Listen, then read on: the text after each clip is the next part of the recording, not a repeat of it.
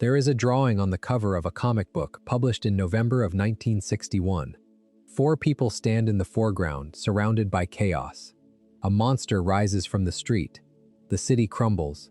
And the four of them, these ordinary-looking people in no costumes, no capes, no masks, they look afraid. Not heroic, not powerful, afraid. That cover belongs to Fantastic Four #1. It was drawn by Jack Kirby and written by Stan Lee. And it did something that no one at the company expected it to do. It sold. It sold enormously. And in selling, it started something that, more than 6 decades later, has become the single most valuable fictional universe in the history of entertainment: Marvel Comics. But here is the thing about Marvel Comics that most people do not fully appreciate.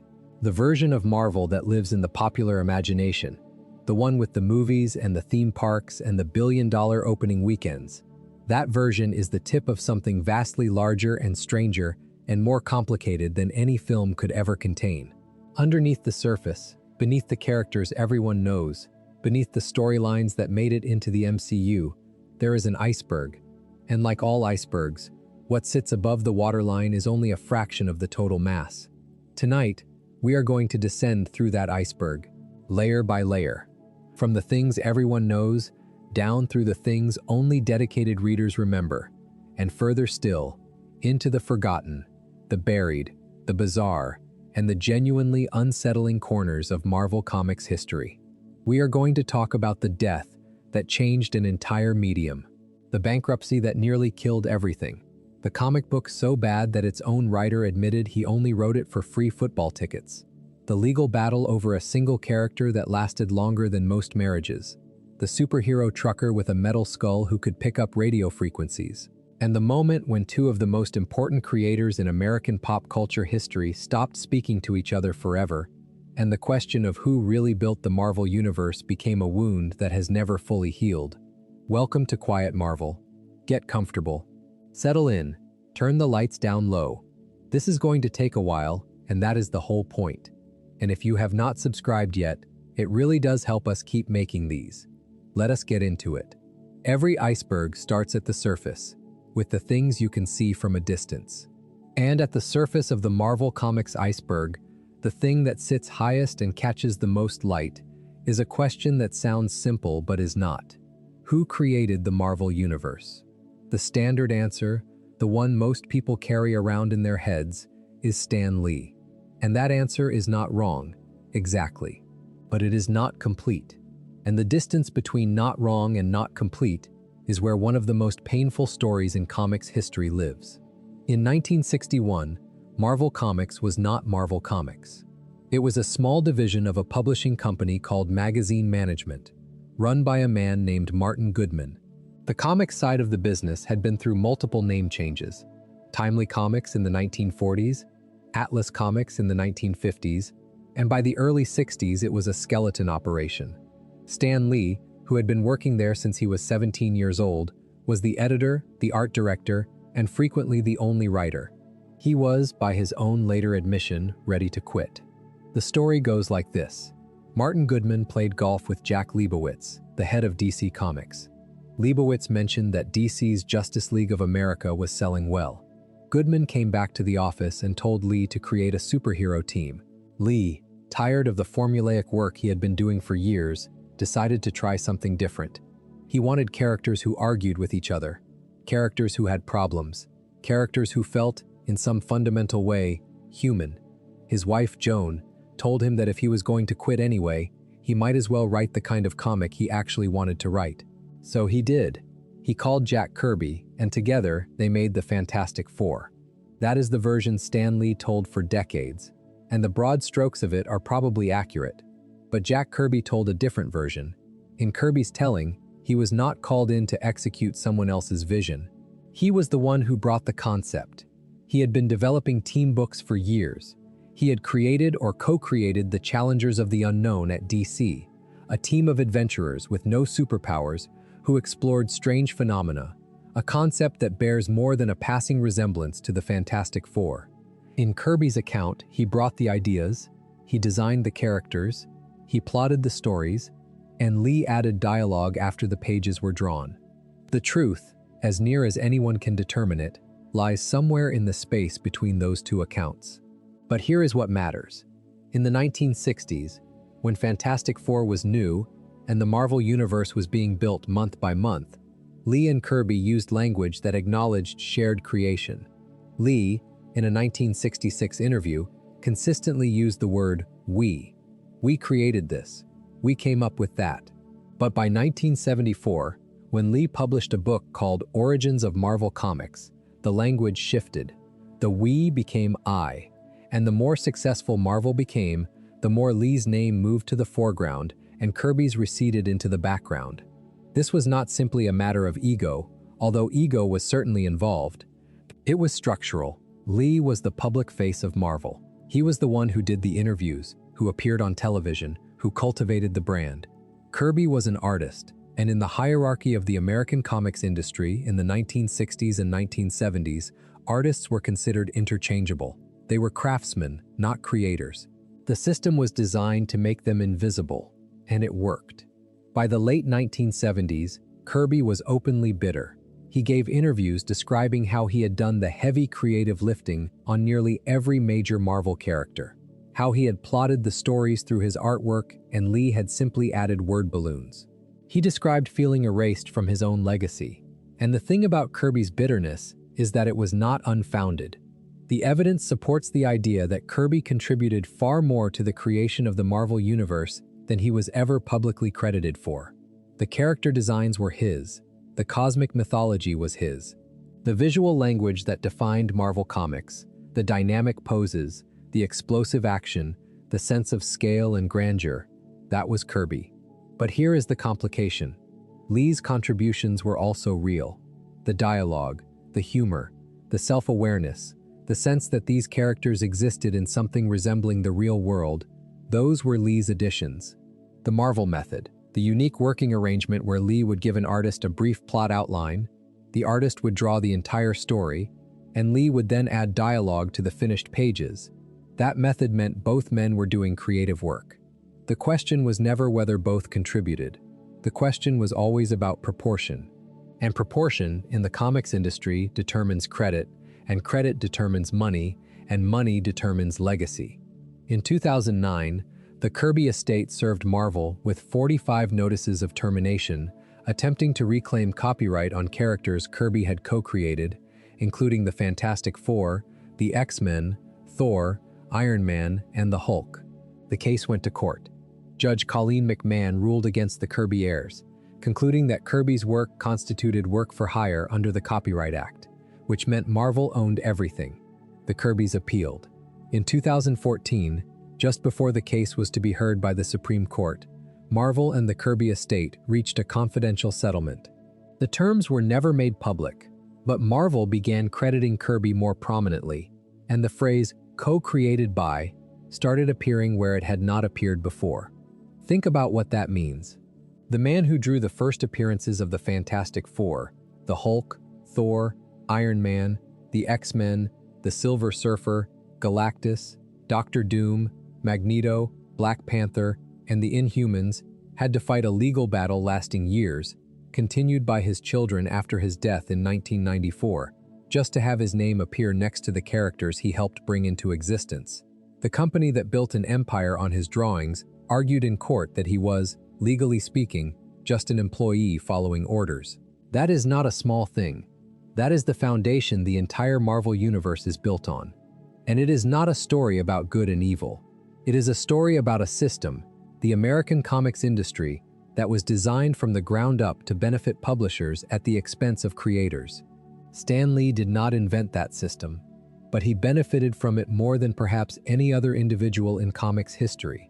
And Jack Kirby, who drew worlds into existence with a pencil and a fierce, relentless imagination, was ground down by it.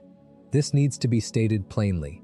You cannot tell the story of Marvel Comics honestly without acknowledging that its greatest creations emerged from an arrangement that was, by any reasonable standard, exploitative. That does not diminish the work. It does not make the characters less vital or the stories less powerful. But it means that every time you see the Marvel logo, you are looking at something built on a fault line, and that fault line has never been fully repaired. Before we move on, if you are enjoying this analysis, please consider subscribing. It helps the channel tremendously. The surface of the iceberg holds another entry that everyone thinks they understand, but almost no one has truly reckoned with. The X-Men as a civil rights allegory. This is the thing people say at parties. The X-Men are about racism. Magneto is Malcolm X. Professor X is Martin Luther King Jr. And that framing is not entirely wrong, but it is dramatically incomplete. And the way it became the dominant reading of the X-Men reveals something important about how stories get flattened as they travel through popular culture. The original X-Men, created by Lee and Kirby in 1963, were 5 white teenagers attending a private school run by a wealthy telepath. The civil rights allegory, if it existed at all in those early issues, was buried so deep beneath the surface that you would need specialized equipment to find it. The original X-Men were not outcasts in any meaningful sense. They were attractive, privileged young people with extraordinary abilities. The metaphor, such as it was vague enough to mean almost anything. The X-Men as a genuine metaphor for marginalization did not truly begin until 1975, when the series was relaunched with giant-size X-Men #1, written by Len Wein and drawn by Dave Cockrum. That issue introduced a new team that was, for the first time, genuinely international. Storm, an African woman who could control weather. Colossus, a Russian farmer who could transform his body into organic steel. Nightcrawler, a German mutant who looked like a demon and was raised in a circus. Wolverine, a Canadian with a mysterious past and retractable claws. Thunderbird, a Native American.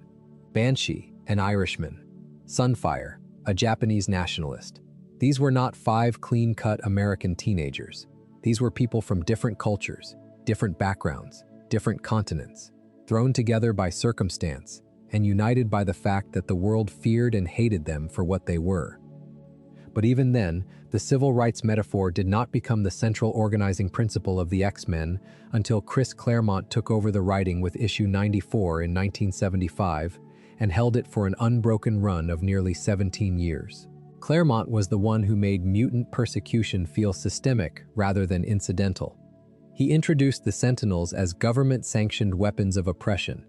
He created the character of Senator Robert Kelly, a politician who built his career on anti-mutant fear. He wrote Days of Future Past, a story in which the persecution of mutants leads to a dystopian future where they are hunted and exterminated. He made the metaphor explicit, unavoidable, and devastating. And here is where the reading gets complicated. Because the X-Men as a civil rights metaphor works, but it also does not work, and the places where it breaks down are as revealing as the places where it holds together. The fundamental issue is this: mutants in the Marvel Universe are genuinely dangerous. A single mutant can level a city. Magneto has, on multiple occasions, threatened the entire planet. The fear that ordinary humans feel toward mutants is not irrational. It is grounded in observable reality.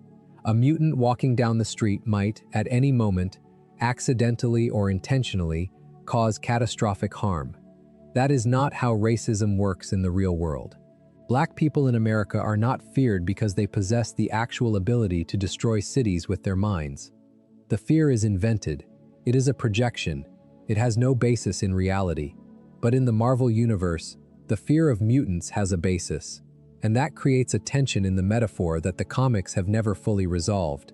The X-Men work best as allegory when they focus on the human cost of prejudice, the experience of being hated for something you did not choose. They work less well when they try to map directly onto specific real-world civil rights struggles, because the analogy collapses under the weight of its own internal logic. Claremont understood this instinctively. He rarely tried to make the X-Men a one-to-one allegory for any single marginalized group. Instead, he used mutants as a flexible metaphor that could stand in for any form of otherness. In different stories, the X-Men resonated with the Black experience, with the Jewish experience, with the queer experience, with the immigrant experience. The metaphor was powerful precisely because it was not specific. It captured the emotional truth of marginalization without being locked into the political specifics of any one struggle. And here is the thing that most people miss when they trot out the Magneto is Malcolm X comparison. Claremont made Magneto a Holocaust survivor. That was a deliberate choice, introduced gradually over the course of the late 1970s and made explicit in 1981's Uncanny X-Men number 150. Magneto's rage was not abstract. It was rooted in the specific historical experience of a Jewish man who had survived the worst act of systematic persecution in human history and concluded that the only way to prevent it from happening again was to strike first. That is a far more nuanced character than the simple Malcolm X comparison suggests. Magneto is not arguing for separatism.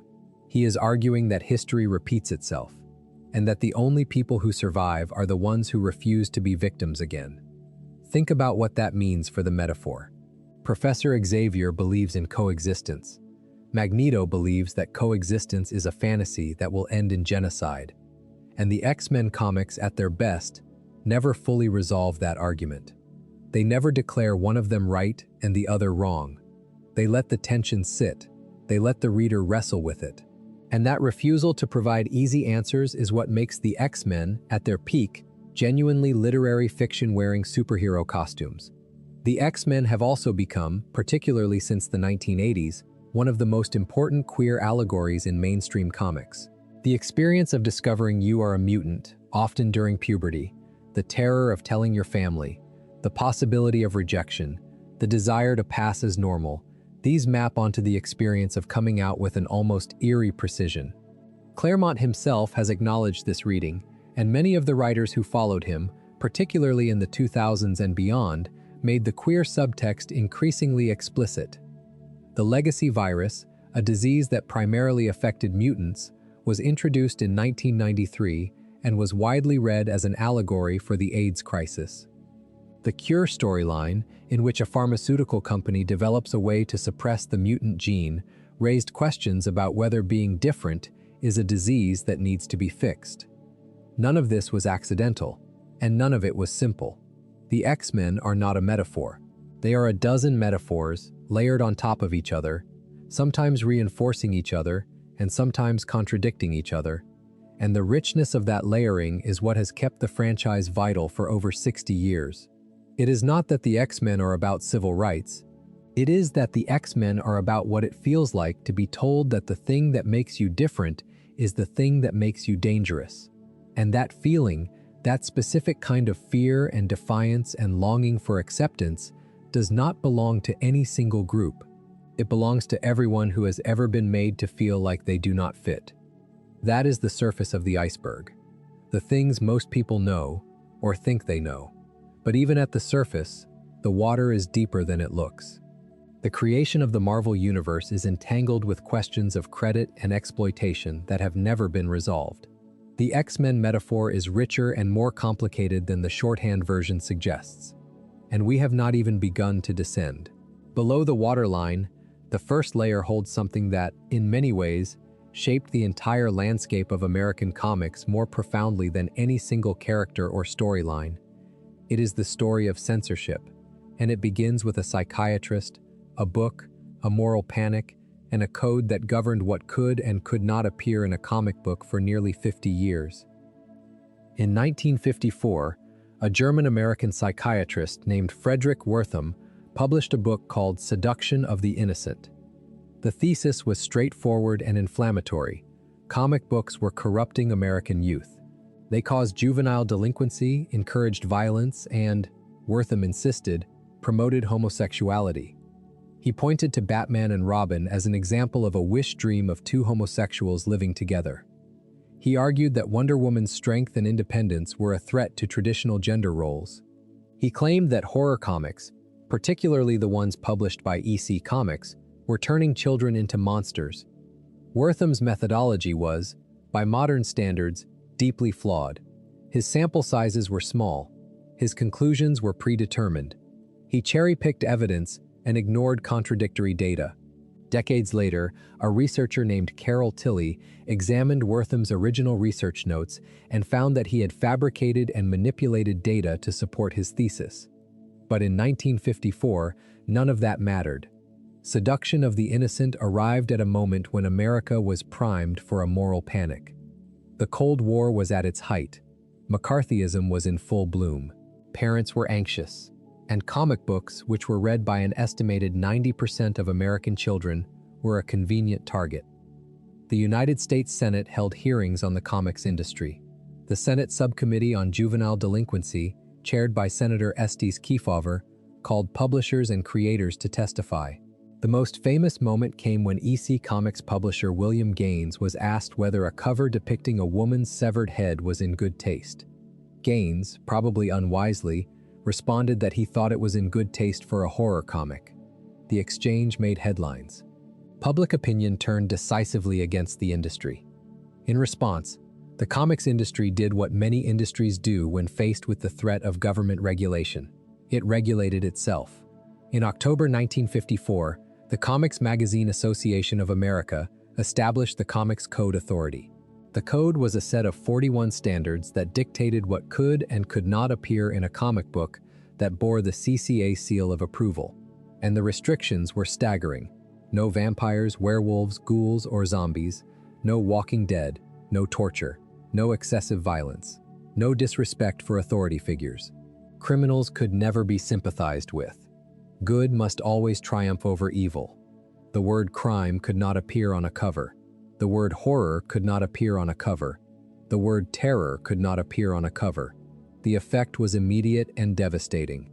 EC Comics, which had published some of the most sophisticated and artistically ambitious comics in the medium's history, was effectively destroyed.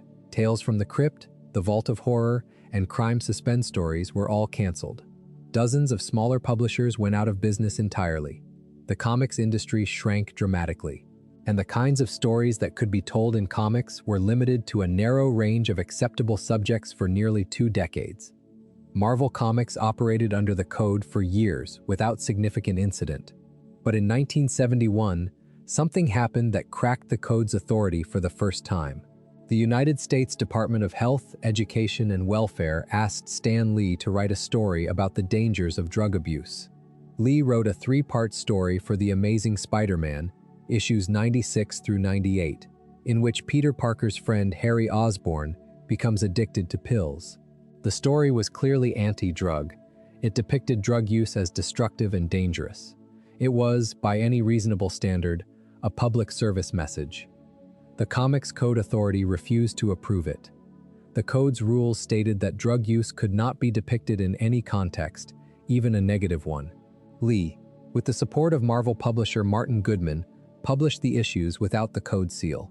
It was the first time a major publisher had defied the CCA. The issues sold well.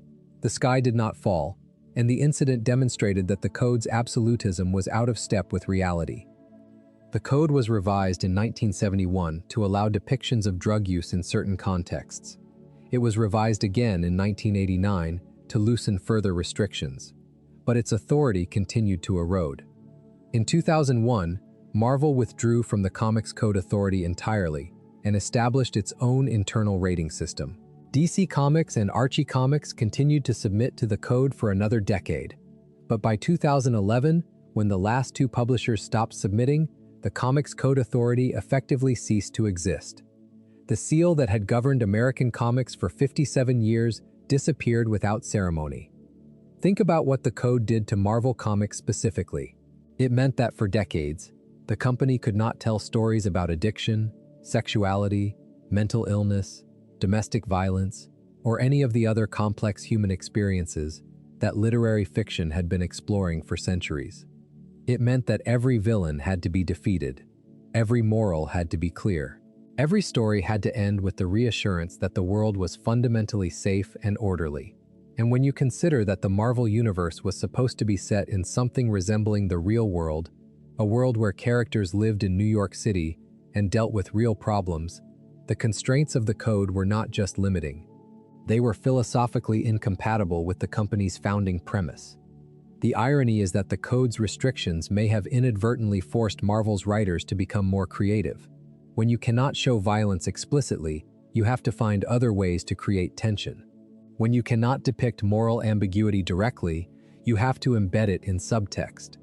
Some of the most sophisticated storytelling in Marvel's history emerged from writers working around the code's limitations, finding ways to smuggle complex ideas into a medium that was officially supposed to be simple. But that does not make the code a good thing. It makes it a cage that happened to produce some interesting art from the people trapped inside it. Before we move on, if you are enjoying this analysis, please consider subscribing. It helps the channel tremendously. There is a moment in the history of Marvel Comics, and in the history of the entire comics medium, that functions like a hinge. Everything before it is one thing, everything after it is something else. The moment is June 1973. The comic is The Amazing Spider-Man number 121. The story is called The Night Gwen Stacy Died, and if you have any interest in understanding how superhero comics grew up, how they went from children's entertainment to something that could genuinely wound the people who read them, this is where you have to start. The setup is straightforward. The Green Goblin, who knows Spider-Man's true identity, kidnaps Gwen Stacy, Peter Parker's girlfriend, and takes her to the top of a bridge. Spider-Man arrives. They fight. During the fight, the Goblin throws Gwen off the bridge. Spider-Man shoots a web line and catches her by the legs. The web catches her. Her body snaps to a halt. And in the panel, there is a small sound effect near her neck. Snap. She is dead. Let that sit for a second. In 1973, heroes did not fail. Not like this. Not in the books that children read. There had been deaths in superhero comics before, certainly, but they were different. They happened to minor characters, or they happened in ways that could be reversed, or they happened off-panel, at a distance, where the audience did not have to feel the full weight of them. Gwen Stacy was not a minor character. She was the love interest of the most popular superhero in the world. She had appeared in dozens of issues. Readers had spent years watching Peter Parker's relationship with her grow. And then she died, not because of some cosmic catastrophe, not because of a grand sacrifice, but because Spider-Man tried to save her, and the physics of his own powers killed her. The whiplash from his web-snapping taut broke her neck. The writer was Jerry Conway, who was 20 years old at the time. The artist was Gil Kane, with inks by John Romita Sr. and Tony Mortellaro. The decision to kill Gwen had been discussed among the creative team for months. John Romita later recalled that the original target was Aunt May, which seemed like a natural, even inevitable development. But Romita remembered the death of a love interest in the comic strip Terry and the Pirates, a death that had generated enormous emotional impact decades earlier, and he suggested that killing Peter's girlfriend would be far more powerful than killing his elderly aunt. Conway agreed, and he made a choice that elevated the story from shocking to genuinely tragic. He made it Spider-Man's fault, not intentionally, not through negligence, but through the simple, horrible reality that a human body cannot survive the sudden deceleration of being caught by a web line while falling from a great height. The Green Goblin threw Gwen off the bridge, but Spider-Man killed her. The comic never states this outright, but the snap sound effect is unmistakable, and Marvel confirmed years later that Gwen died from the whiplash, not from the fall. The impact on the medium was seismic. The death of Gwen Stacy is widely cited as the event that ended the Silver Age of comics. Before it, superhero comics existed in a fundamentally optimistic universe. Heroes saved people. Bad things happened, but they were temporary. The status quo was always restored. After Gwen Stacy's death, that certainty was gone. Heroes could fail. People could die and stay dead. The universe was no longer safe. And here is the thing that makes this moment so significant for the Iceberg. It revealed something about the relationship between comics and their audience that had been true all along, but had never been tested so directly. Readers cared about these characters, not as entertainment, not as disposable diversions. They cared about them the way people care about fictional characters in novels and films and television. They formed attachments. They invested emotionally. And when Gwen Stacy died, that investment was betrayed, and the betrayal was devastating. And the devastation proved that comics were capable of generating genuine emotional experiences, not just adventure and spectacle. The death of Gwen Stacy did something else too. It established a template that Marvel would return to again and again, sometimes brilliantly and sometimes cynically. The idea that a major character death could generate sales, attention, and cultural conversation became a tool in Marvel's storytelling arsenal. And like all tools, it could be used well or used badly. In the decades that followed, character deaths became increasingly common and increasingly reversible, to the point where the phrase comic book death entered the cultural vocabulary as a synonym for impermanence. But in June of 1973, when Gwen Stacy fell and the web caught her and her neck broke, none of that cynicism existed yet. It was raw and real and irreversible, and the readers who experienced it never forgot.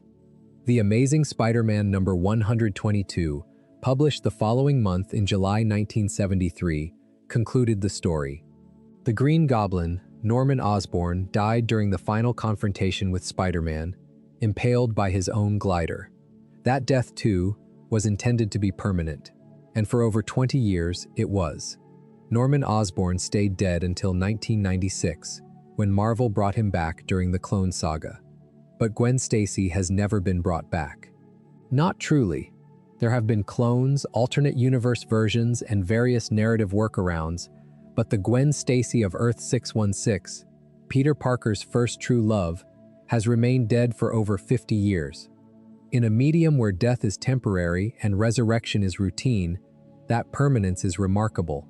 It is a testament not to editorial restraint necessarily, but to the fact that everyone involved understood that bringing Gwen back would undo the single most important thing her death accomplished. It made the Marvel Universe feel real, and once you take that away, you cannot get it back. We are descending now. The surface is behind us. The light is changing, and the next layer of the iceberg holds something that, on the surface, sounds like the greatest commercial success in Marvel's history, but underneath, tells a story about the collision between art and commerce that defines the entire comics industry. We are going to talk about Secret Wars, not the 2015 Jonathan Hickman version, the original, the 1984 toyetic 12-issue Jim Shooter-written crossover event that was, by every honest account, created to sell action figures, and somehow, against all odds and all critical expectations, became the best-selling comic book series in 25 years. The origin of Secret Wars is, honestly, one of the most nakedly commercial stories in the history of the medium. In 1984, DC Comics struck a deal with Kenner Products for a toy line called the Superpowers Collection. Mattel, DC's rival in the toy market, responded by approaching Marvel. Mattel wanted an event, a story that would justify a new line of action figures featuring Marvel's most recognizable heroes and villains, and they had specific requirements. Their market research, conducted through focus groups with children, had determined that kids responded most positively to two words: secret and wars. That is not a joke. That is not an exaggeration. The title of one of the most iconic crossover events in comics history was determined by a toy company's focus groups. Jim Shooter, Marvel's editor-in-chief, took the assignment. And whatever you think of Shooter, and opinions on him within the industry range from grudging respect to intense dislike, he understood something fundamental about the project. If it was going to work, it had to matter. It could not be a throwaway tie-in. It had to have consequences that resonated across the entire Marvel line. So Shooter designed a story that was, in its broad strokes, as simple as a toy commercial demanded, but in its details, planted seeds that would grow for years. The premise was elemental. A being of incomprehensible power called the Beyonder observes the Marvel Universe and becomes fascinated by the concept of desire. He constructs a planet called Battleworld from fragments of other worlds, teleports the most powerful heroes and villains to its surface, and issues a single command: slay your enemies, and all that you desire shall be yours. That is the entire motivation. Fight and win, and get whatever you want. It is the logic of a child playing with action figures, and Shooter leaned into it. Marvel Superheroes Secret Wars ran for 12 issues, from May 1984 to April 1985. The heroes included Captain America, Iron Man, Thor, Spider-Man, the Hulk, the Fantastic Four, the X-Men, and She-Hulk. The villains included Doctor Doom, Galactus, Kang the Conqueror, Ultron, the Absorbing Man, Dr. Octopus, the Enchantress, the Lizard, and the Wrecking Crew. Magneto was placed, provocatively, on the hero's side, a decision that generated confusion and debate among fans. The series is not, by any honest critical assessment, great literature. The characterization is broad. The dialogue is functional rather than elegant. The plotting follows a predictable rhythm of battle, regrouping, battle, regrouping. But it did several things that genuinely mattered. Doctor Doom, in a move that became one of his defining moments, found a way to steal the Beyonder's power. He became, briefly, a god, and the story asked a question that would echo through decades of Marvel storytelling. What happens when Victor Von Doom gets everything he has ever wanted? The answer, it turned out, was that Doom's own self-doubt undermined him. He could not hold the power because he could not fully believe he deserved it. That is a more psychologically interesting beat than a toy commercial has any right to contain. And then there is the suit. In Secret Wars number 8, Spider-Man's costume is damaged in battle. He finds a machine that he believes will repair it. He activates the wrong machine. A black substance flows out, covers his body, and forms into a new costume. Sleek, entirely black, with a large white spider symbol on the chest and white patches on the backs of the hands. No web shooters needed. The suit could generate its own webbing. It could change shape to mimic any clothing Peter wanted. It was, in every way, an upgrade. Except that it was alive. The black costume was a symbiote, an alien organism that bonded with its host. Spider-Man eventually discovered the truth with the help of Reed Richards, and he rejected the symbiote, using the sound of church bells at the Our Lady of Saints Church to force it off his body. The symbiote, feeling the sting of rejection, found another host, a man named Eddie Brock, a disgraced journalist who blamed Spider-Man for his ruined career. The symbiote and Brock merged, their mutual hatred of Peter Parker binding them together. They became Venom. And Venom became one of the most popular characters in the history of Marvel Comics, eventually starring in his own series, his own films, and his own franchise. All of that, every bit of it, started because a toy company wanted to sell action figures and told Marvel to put the words "secret" and "wars" in the title. The irony is almost too perfect. The toy line itself did not sell particularly well, but the comic book it inspired became a cultural landmark. The symbiote suit, an idea born from a commercial mandate, became one of the most enduring and creatively fertile concepts in Spider-Man's history. Commerce created the opportunity. Art filled it with meaning, and the tension between those two forces, commerce and art, is the engine that has driven Marvel Comics for its entire existence. That tension brings us deeper into the iceberg, to a story that represents perhaps the most extreme example of commerce overriding art in Marvel's history. A story so convoluted, so drawn out, so deeply frustrating to the people who read it and the people who wrote it that it has become a kind of cautionary tale within the industry. The Spider-Man Clone Saga. To understand the Clone Saga of the 1990s, you need to understand what it was supposed to be. The original plan was relatively simple. In the mid-1970s, writer Jerry Conway had introduced a clone of Peter Parker in a storyline that ran through Amazing Spider-Man issues 144 and 149 in 1975. In that original story, Peter fought the clone apparently died, and Peter moved on. It was a clean, self-contained arc. The clone was dead. The real Peter continued. Nearly 20 years later, in the early 1990s, Marvel's editorial team decided to revisit the clone concept. The plan, as originally conceived, was straightforward. The clone had not actually died. He had survived and had been living under the name Ben Reilly for years, wandering the country, trying to find his own identity. He would return to New York, interact with Peter, and the two of them would grapple with questions of identity and purpose. The story would run for a few months, establish Ben Reilly as a supporting character, and conclude with Peter confirmed as the original and Ben going his own way. That was the plan. The Clone Saga, which began in October 1994, was supposed to wrap up in under a year. It lasted more than 2 years. What happened is a textbook case of commercial interests distorting creative vision. The early issues of the Clone Saga sold extremely well. The novelty of the concept, the mystery of which Spider-Man was real, the emotional drama of Peter's existential crisis, all of it connected with readers. And when something sells well at Marvel Comics, the response is always the same. Do more of it. Make it longer. Stretch it out. Milk it. The editors, encouraged by the sales numbers, kept extending the storyline. New twists were added. New clones appeared. The mystery deepened not because the story demanded it, but because the sales reports demanded it.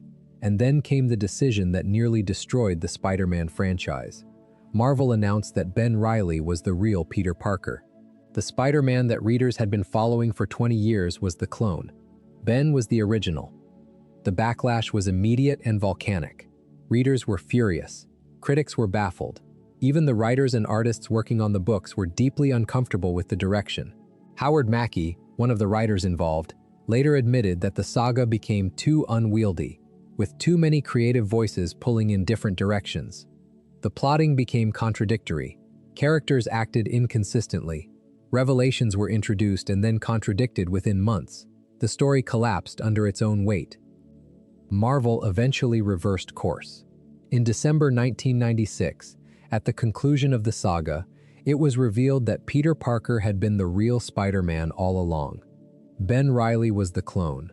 Norman Osborn, the original Green Goblin, was revealed to have been alive and orchestrating the entire clone conspiracy from behind the scenes. That revelation was itself controversial, because Norman Osborn had been dead since 1973, and his death was one of the most significant and well-regarded story beats in Spider-Man's history. Bringing him back cheapened it. The Clone Saga left scars on the Spider-Man franchise that took years to heal. It alienated readers. It damaged the credibility of the creative teams. It demonstrated, more vividly than almost any other example in Marvel's history, what happens when commercial considerations are allowed to override storytelling fundamentals. A story needs an ending. A mystery needs a solution. A character arc needs resolution. The Clone Saga denied all three, stretching and distorting and prolonging itself until the narrative threads snapped. But here is the thing about the Clone Saga that the standard criticism misses. The original concept was sound. The idea of Peter Parker confronting a clone of himself, grappling with questions of identity and authenticity, that is genuinely compelling material. And some individual issues within the saga are well-written, well-drawn, and emotionally effective. The problem was never the idea. The problem was the system. The comics industry in the 1990s was driven by short-term sales numbers to a degree that was unprecedented and, ultimately, unsustainable. The Clone Saga was not an anomaly. It was a symptom. And that brings us to the disease itself, the speculator boom. In the late 1980s and early 1990s, something strange happened to the American comics market.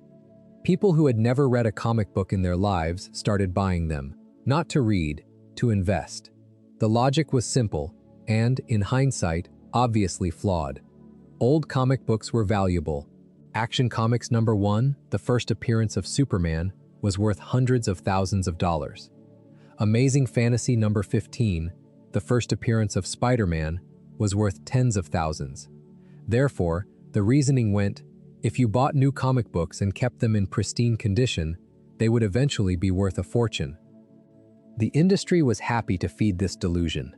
Publishers flooded the market with collector's items, variant covers, hologram covers, glow-in-the-dark covers, chromium covers, polybagged issues with trading cards inside. Each one was marketed as a must-have collectible, a guaranteed investment, a piece of history in the making. The numbers were staggering.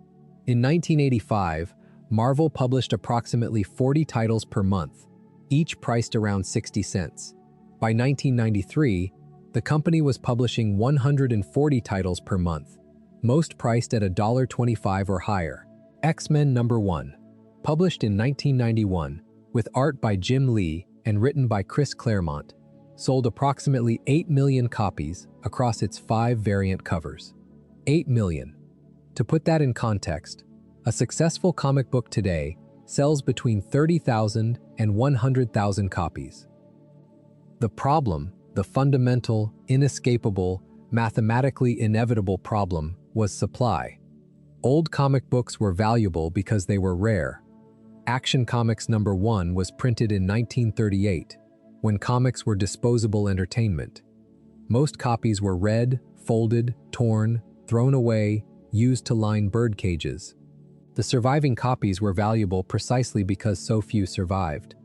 But the comics being produced in the early 1990s were being purchased specifically for their collectible value. They were being stored in plastic bags with acid-free boards, filed away in climate-controlled rooms, preserved in quantities of millions. They were the opposite of rare. They were the most abundantly preserved publications in the history of print. The bubble burst in 1993 and 1994. Starting in June 1994, the market contracted by approximately 10% every month. Speculators realized their stacks of variant covers were not appreciating. They stopped buying. Retailers, who had ordered massive quantities based on inflated demand, were left with unsold inventory they could not move. 2/3 of all comic book specialty stores in the United States closed during this period. Publishers went bankrupt. Entire imprints vanished. And Marvel, the company that had benefited most from the boom, was hit hardest by the crash. The company had been acquired in 1989 by Ronald Perelman, a corporate raider, for $82.5 million. Perelman took Marvel public and went on an acquisition spree, buying Toy Biz, trading card companies, Panini stickers, and a distribution company called Heroes World. Those acquisitions cost a reported $700 million. When the comics market collapsed, Marvel could not service its debt. Shares that had been worth $35.75 in 1993 sank to $2.37 by 1996. Over 1/3 of Marvel's employees were laid off. And on December 27, 1996, Marvel Entertainment Group filed for Chapter 11 bankruptcy. Let that sink in. The company that owned Spider-Man, the X-Men, the Avengers, the Fantastic Four, Captain America, Iron Man, Thor, and the Hulk filed for bankruptcy. The most valuable collection of fictional characters in the world was, for a period of time, technically insolvent. The ensuing legal battle for control of the company pitted Perelman against another corporate raider, Carl Icahn, who controlled 25% of Marvel's public debt. In the end, both lost. Toy Biz executives Isaac Perlmutter and Avi Arad emerged from the 2-year court battle as the new owners of Marvel. Perlmutter, a notoriously frugal Israeli-American businessman, began the slow, painful process of rebuilding the company. The road from bankruptcy to the Marvel Cinematic Universe is a story that has been told many times, and we will not retrace every step of it here. But the bankruptcy itself is a crucial entry on the iceberg because it reveals the fundamental fragility of the comics industry. Marvel nearly ceased to exist. Not because its characters stopped being popular, not because the stories got worse, but because the business model that sustained the company was built on a fiction, the fiction that comic books were investment vehicles, and when that fiction collapsed, everything built on top of it collapsed too. Before we move on, if you are enjoying this analysis, please consider subscribing. It helps the channel tremendously. We are deeper now. The water is darker. The things down here are not the things people talk about at parties or reference in casual conversation. They are the things that the dedicated readers carry, the stories that shape the medium in ways that the general public never registered. And one of the deepest, most painful entries on this level of the iceberg is a story about Spider-Man. Not the Clone Saga, although the wounds are related. This is the story of One More Day. To understand why One More Day generates the level of rage it does, even now, nearly 2 decades after its publication, you have to understand what came before it. In 1987, Peter Parker and Mary Jane Watson got married. The wedding took place in The Amazing Spider-Man Annual No. 21, published in the same year. It was a major event. It was covered by real newspapers. Stan Lee himself wrote the wedding issue.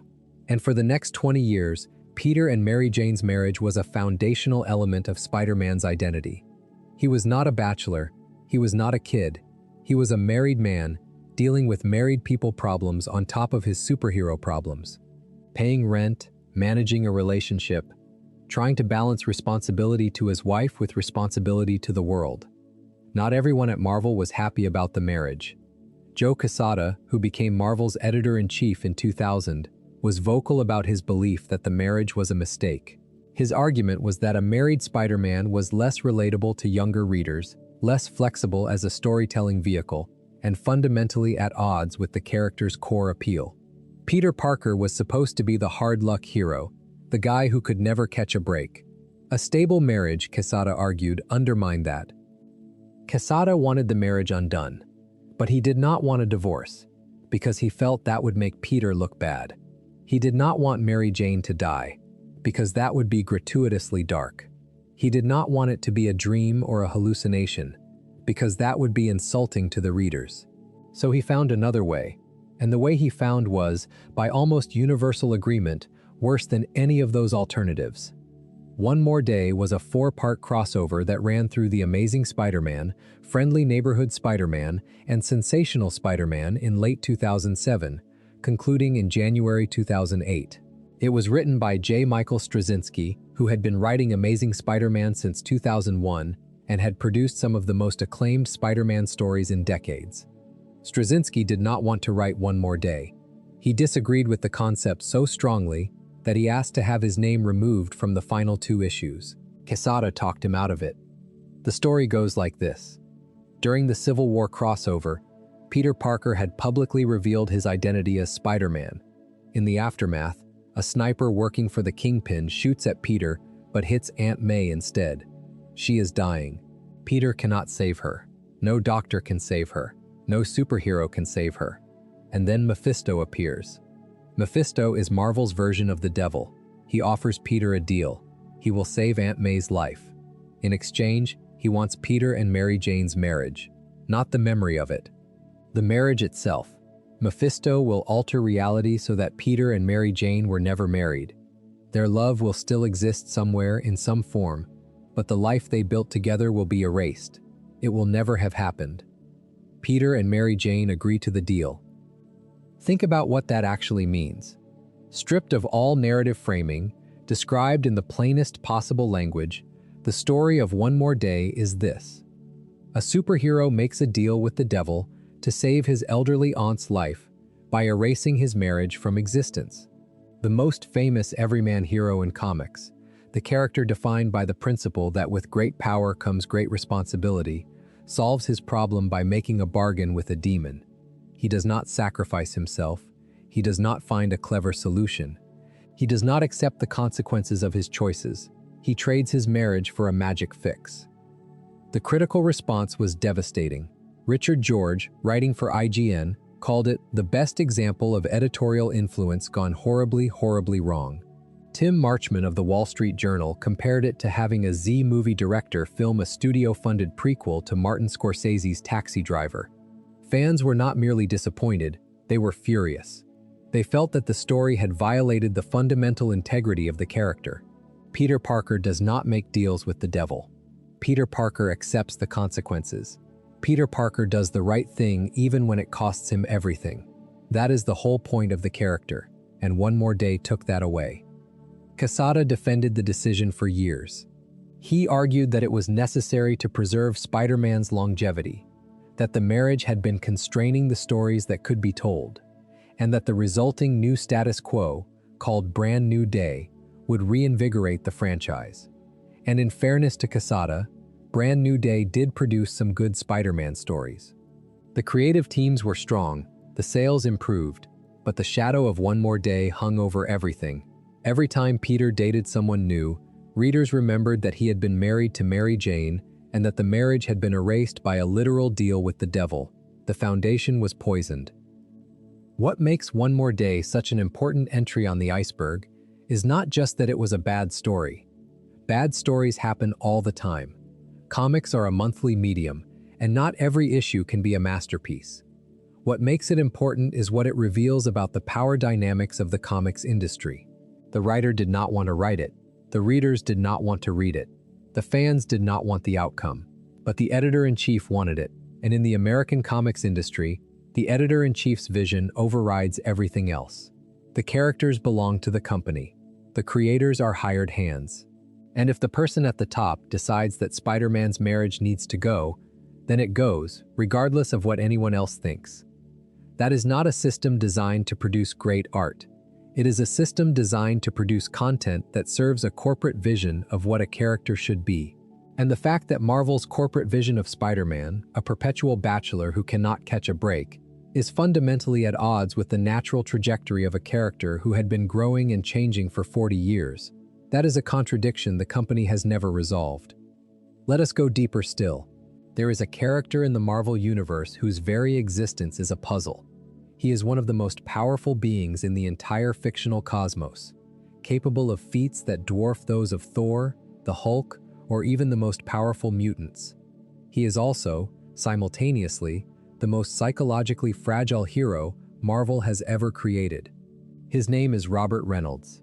His superhero identity is the Sentry, and the story of how he came to exist, both within the fiction and in the real world, is one of the strangest and most metafictionally ambitious things Marvel Comics has ever attempted. The Sentry first appeared in the Sentry #1, published in September 2000. He was created by Paul Jenkins and artist Jay Lee, with significant conceptual contributions from Rick Veitch. But the way Marvel introduced the character was deliberately, elaborately deceptive. Before the series launched, Marvel announced that the Sentry was not a new character at all. He was a lost character, a forgotten creation from the early 1960s. According to Marvel's press materials, the Sentry had been created by Stan Lee and an artist named Artie Rosen in 1961, the same year as the Fantastic Four. The character had been fully developed, pages had been drawn, but for reasons that were never fully explained, the project had been shelved. The Sentry had been sitting in a file cabinet for nearly 40 years, waiting to be rediscovered. None of that was true. There was no Artie Rosen. The name was an anagram. The entire backstory was a hoax, an elaborate marketing campaign designed by Jenkins and Veitch to blur the line between fiction and reality.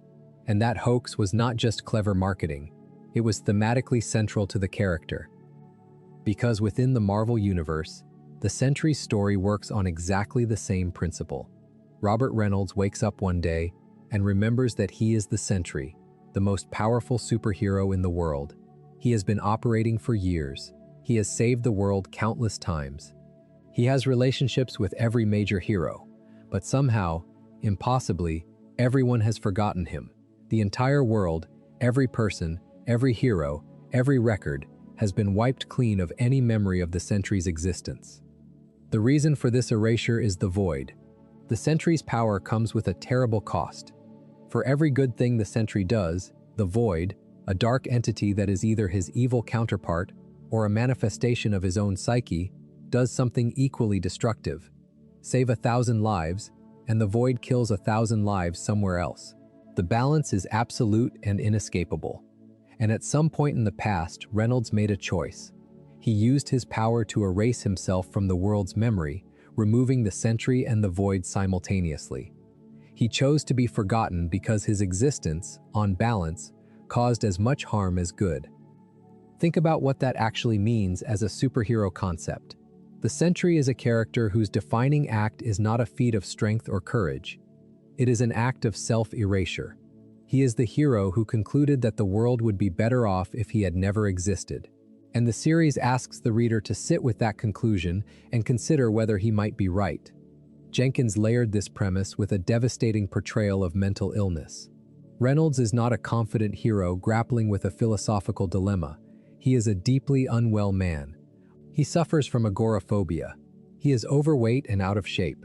He sits in his house and watches television, while the memory of his power slowly, painfully returns. The contrast between the Sentry's godlike abilities and Reynolds' very human fragility is the engine of the entire series. He can move planets, but he cannot leave his living room. He has the power of 1,000,000 exploding suns, but he is paralyzed by anxiety. The metafictional layer adds another dimension. Jenkins wrote himself into the Marvel Universe as the person who created the Sentry, blurring the line between author and character. Within the comic, the people of the Marvel Universe believe the Sentry is just a comic book character, a fiction. They do not remember him as real.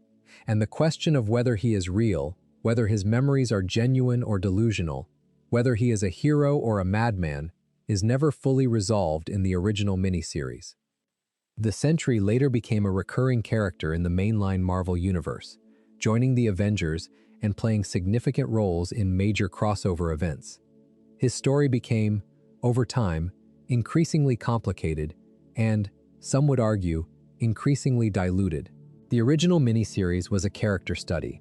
The later appearances often treated the Sentry as a plot device, a cosmic-level power to be unleashed or contained as the story required. But the original Jenkins Lee miniseries remains one of the most psychologically ambitious superhero stories ever published. It takes the basic premise of the superhero, a person with extraordinary power, and asks the most uncomfortable question possible. What if having that power is itself the problem? Before we continue our descent, if you are enjoying this analysis, please consider subscribing. It helps the channel tremendously. We are going to stay at this depth for a while, because there is something else down here that most people have never heard of, and it may be one of the most important superhero stories ever published. It came out before Watchmen. It came out before The Dark Knight Returns. It came out at Marvel, not DC. And it asked a question that, in 1985, no major superhero comic had ever seriously explored. What happens when superheroes decide to fix the world? The book is called Squadron Supreme. It was written by Mark Gruenwald, with art primarily by Bob Hall and Paul Ryan. It ran for 12 issues, from September 1985 to August 1986, and it is, by any reasonable assessment, one of the first genuine deconstructions of the superhero genre in American comics. The Squadron Supreme are not original characters in the usual sense. They are Marvel's analog of the Justice League. Hyperion is Superman, Nighthawk is Batman, Dr. Spectrum is Green Lantern, Power Princess is Wonder Woman. The Wizard is the Flash. Marvel had been using these Justice League stand-ins since the early 1970s, usually as opponents for the Avengers in crossover stories. They existed on a parallel Earth, designated Earth 712, and they were, for the most part, played straight. They were good guys who happened to look like DC characters. Gruenwald took that premise and detonated it. The setup is this. Earth 712 has been devastated by a series of catastrophes. The world's governments have collapsed. Society is in ruins. And the Squadron Supreme, the most powerful beings on the planet, make a decision. They will not just fight crime anymore. They will fix everything. They will use their powers to end hunger, cure disease, eliminate crime, and create a utopia. They call it the Utopia Program. It sounds heroic. It sounds like what any good person with godlike power would naturally want to do. And that is precisely Gruenwald's point. Because the Utopia Program is, in practice, a totalitarian takeover, the Squadron confiscates all firearms. They create behavior modification technology that can rewrite a person's mind, effectively lobotomizing criminals into compliance. They impose their will on the population with the best of intentions and the worst of methods. They become exactly the thing they were supposed to protect people from. Nighthawk, the Batman analog, sees this immediately. He refuses to participate. He forms a resistance movement called the Redeemers, made up of reformed villains and disaffected heroes, to oppose the Squadron's utopia. And the series builds toward an inevitable, devastating confrontation between the two groups. What makes Squadron Supreme remarkable is how seriously it takes its premise. Gruenwald does not play the Squadron as villains.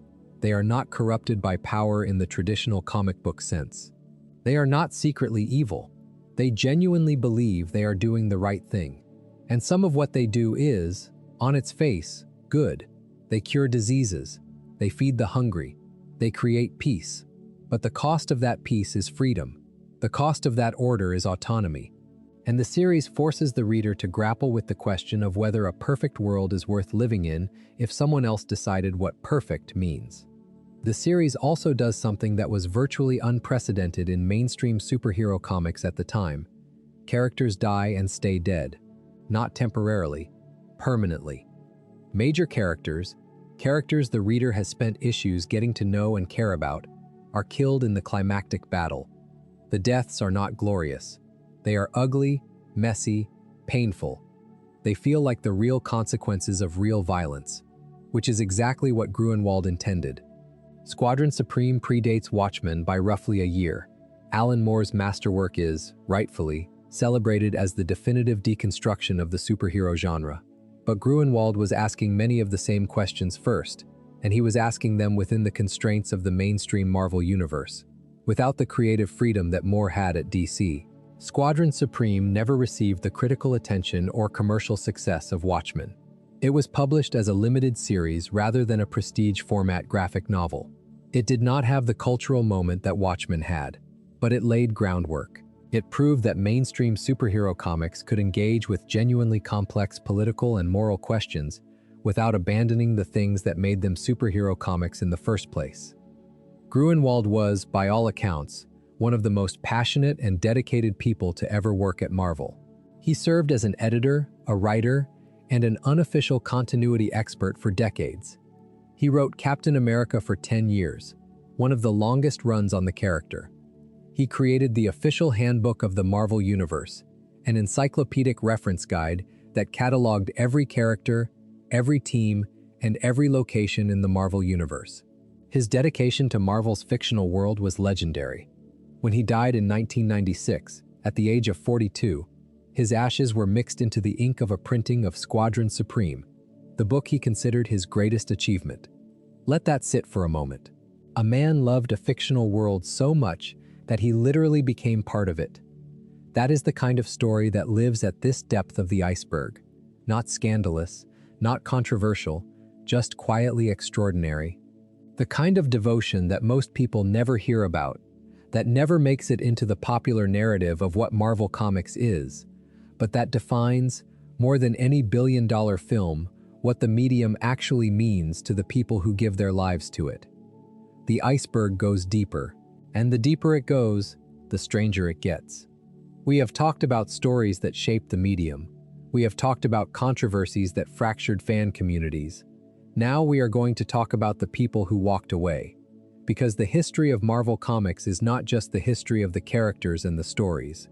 It is the history of the creators, and the complicated, sometimes beautiful, sometimes ugly relationships between those creators and the company that published their work. And no departure in Marvel's history is as mysterious, as philosophically charged, or as quietly devastating as the departure of Steve Ditko. Steve Ditko co-created Spider-Man. That statement is not controversial. It is a matter of record. Ditko designed the costume, the web shooters, the wall crawling, the visual language of Spider-Man swinging through New York. He co-created Doctor Strange. He drew the first 38 issues of The Amazing Spider-Man, establishing the visual identity of the character so completely that every artist who has drawn Spider-Man since has been, in some sense, drawing a variation on Ditko's template. And then, in 1966, he left. He walked away from Spider-Man, from Doctor Strange, from Marvel Comics entirely. He did not give a press conference. He did not write an open letter. He simply stopped coming to the office. And for decades, the precise reasons for his departure remained a matter of speculation. What is known is this. By the mid-1960s, Ditko and Stan Lee had stopped communicating directly. They worked on Spider-Man without speaking to each other. Ditko would plot and draw the issues. Lee would add dialogue. They did not discuss the stories. They did not collaborate in any meaningful sense. The relationship had broken down completely. The reasons for the breakdown are disputed. Some accounts point to creative disagreements, particularly over the identity of the Green Goblin. Ditko reportedly wanted the Goblin to be a nobody, an ordinary person, because that would reinforce the comic's themes about the randomness of evil. Lee wanted the Goblin to be someone Peter Parker knew, because that would create dramatic irony.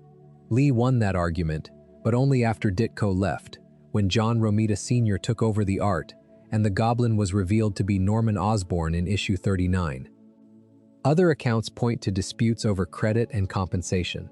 Ditko felt he was not being properly credited for his contributions to the plotting and conceptualization of the stories. Under the Marvel method, Ditko was doing far more than just illustrating someone else's script. He was constructing the narrative through his artwork, pacing the stories, designing the villains, creating the visual metaphors that made Spider-Man unique. But the credits read, written by Stan Lee, art by Steve Ditko, and Ditko believed that formulation was dishonest. But there was something else going on with Ditko, something that set him apart from every other creator in the history of Marvel Comics. Ditko was an adherent of Ayn Rand's philosophy of objectivism. He believed in absolute moral categories, right and wrong, good and evil, no ambiguity, no compromise, no shades of gray. After leaving Marvel, Ditko created characters like Mr. A vigilante who operated according to strict objectivist principles, delivering absolute justice without mercy or nuance. The character's name refers to Aristotle's law of identity. A is A. A thing is what it is. There are no exceptions. This philosophical commitment shaped everything about Ditko's post-Marvel career. He became increasingly reclusive, refusing interviews, refusing to attend conventions, refusing to discuss his work publicly. He did not want to be a celebrity. He did not want to be the subject of profiles or documentaries. He wanted his work to speak for itself.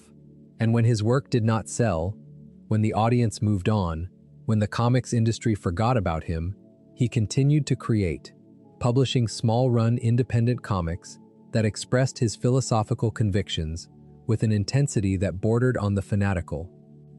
Ditko died in June 2018, at the age of 90. He was found dead in his apartment in New York City. He had been dead for approximately 2 days before anyone noticed. The man who co-created Spider-Man, one of the most recognizable fictional characters on the planet, died alone in a small apartment, and no one checked on him for 2 days. That is not the behavior of someone who felt cheated by the system, although he may have been. That is not the behavior of someone who wanted recognition, although he deserved it. That is the behavior of someone who made a choice, early and absolutely, about the kind of life he wanted to live and the kind of person he wanted to be. Ditko did not want fame. He did not want money beyond what he needed to live. He did not want the attention that his creations had earned. He wanted to draw, to think, and to be left alone. You can admire that. You can find it heartbreaking. You can find it both at the same time. But you cannot understand the history of Marvel Comics without understanding that one of its 2 most important co-creators spent the last 50 years of his life as a virtual recluse, creating work that almost no one read, while the character he helped bring into existence generated billions of dollars in revenue for a corporation that, for most of that time, did not even credit him on the title page. The gap between what Steve Ditko contributed and what Steve Ditko received is not just an injustice. It is a structural feature of the American comics industry, and it connects, in a direct and painful line, to the story we told earlier about Jack Kirby. The industry was built to extract value from creators and transfer it to publishers. Ditko saw that clearly, perhaps more clearly than anyone else, and his response was not to fight the system, as Kirby did, but to walk away from it entirely and never look back. That departure leads us to another exodus, one that happened 26 years later, and that, for a brief, chaotic moment, threatened to upend the entire comics industry. In 1992, 7 of Marvel's most popular artists left the company simultaneously to form their own publishing house.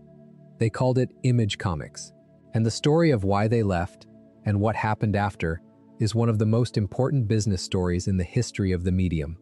The 7 founders were Todd McFarlane, Jim Lee, Rob Liefeld, Mark Silvestri, Eric Larson, Jim Valentino, and Whilce Portacio. These were not minor talents.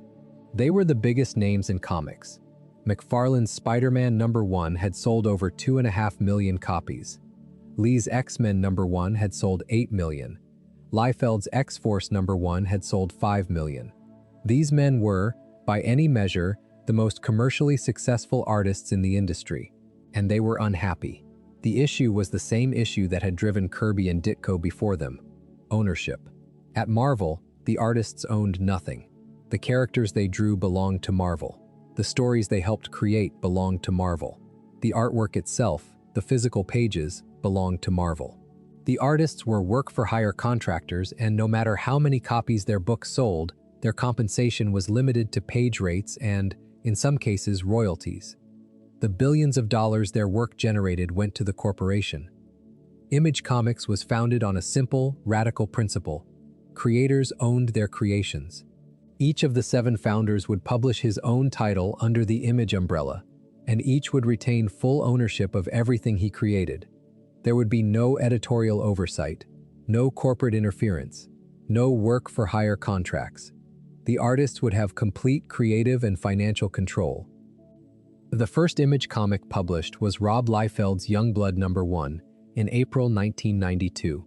Todd McFarlane's Spawn #1 followed in May, selling 1.7 million copies, a record for an independent comic that stood for years. Jim Lee's Wild Cats, Mark Silvestri's Cyberforce, Eric Larson's Savage Dragon, and Jim Valentino's Shadowhawk followed in rapid succession. The launch was a sensation. Image Comics was, for a brief period, the 3rd largest comics publisher in America, behind only Marvel and DC. But the reality was messier than the mythology. Many of the early Image titles were notorious for late shipping. Some books went months without new issues. The artwork was often spectacular, but the writing was frequently weak. The founders were artists, not writers, and many of them struggled with the narrative demands of creating a comic from scratch, rather than illustrating someone else's story. The books were full of dynamic poses and splash pages and explosive action, but the characters were often thin, the plots formulaic, the dialogue stiff. The critical consensus, both then and now, is that Image's founding was more important as a business event than as a creative one. The company demonstrated that creator ownership was commercially viable. It proved that top talent could leave the major publishers and survive, even thrive, on their own. It changed the economics of the industry permanently. After Image, Marvel and DC had to offer better deals to retain their best creators. Page rates went up. Royalties became more common. The work-for-hire model did not disappear, but it could no longer be the only option. But Image also revealed an uncomfortable truth about the relationship between art and commerce in comics. Many of the founders had complained that Marvel prioritized sales over quality, that editorial interference stifled creativity, that the corporate structure prevented artists from doing their best work. And then, when they had complete freedom, when no editor could tell them what to do, when no corporate mandate could dictate their choices, many of them produced work that was, by their own later admissions, not their best. Freedom, it turned out, was not the same thing as quality. The constraints that the founders had chafed against at Marvel had also, in some cases, pushed them to produce better work than they might have produced on their own. That is a complicated legacy. Image Comics succeeded. It endures. It has published some of the best independent comics of the past 3 decades, including The Walking Dead, Saga, Invincible, and dozens of other critically acclaimed titles. But the founding of Image also marked the moment when the comics industry had to confront a question it had been avoiding for decades. What do creators actually owe to the companies that gave them their platforms? And what do companies owe to the creators who made them rich? Those questions have no clean answers. And the fact that they remain unresolved decades later tells you everything you need to know about the industry that Marvel Comics helped build. Before we move on, if you are enjoying this analysis, please consider subscribing. It helps the channel tremendously. We are approaching the deeper layers of the iceberg now, the places where the water gets cold and the light barely reaches. Down here, the stories are not just obscure, they are genuinely strange, and none of them is stranger than the story of Miracleman. Miracleman, originally known as Marvelman, is a character created in 1954 by Mick Anglo for a British comics publisher. The character was, openly and unapologetically, a knockoff of Captain Marvel, the Fawcett Comics hero who DC later acquired and renamed Shazam. When Fawcett stopped publishing Captain Marvel stories, the British publisher needed a replacement, and Anglo provided one. A young man says a magic word and transforms into a superhero. The names were different. The costume was different. The concept was identical. Marvelman ran in British comics for about a decade before fading into obscurity. And there he would have stayed, forgotten by everyone except the most dedicated collectors of British comics ephemera, if not for two things: Des Skin and Alan Moore. In 1982, Skin was launching a new British comics anthology called Warrior. He wanted to revive Marvelman as one of the magazine's featured strips. He believed, apparently incorrectly, that the character was in the public domain. He recruited Alan Moore, who was then a relatively unknown writer, to handle the revival. Moore accepted, and what he produced was one of the most important superhero comics ever written. Moore's Marvelman, which debuted in Warrior's first issue in March 1982, took the innocent, childlike premise of the original character and subjected it to the kind of rigorous, unflinching examination that no one had ever applied to a superhero before.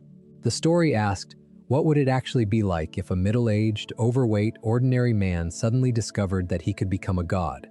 What would that power do to his sense of self, his relationships, his understanding of morality? What would happen when that power came into conflict with the real world, with its governments and militaries and billions of vulnerable, ordinary people? The answers Moore provided were devastating. Marvelman's origin was revealed to be a lie, a constructed fantasy implanted by a government program that was experimenting on superhumans. The character's innocent adventures in the original comics were reframed as hallucinations fed to him while he was kept in suspended animation. And when Marvelman finally confronted his arch-nemesis, Kid Miracleman, the resulting battle destroyed London. Not metaphorically, literally.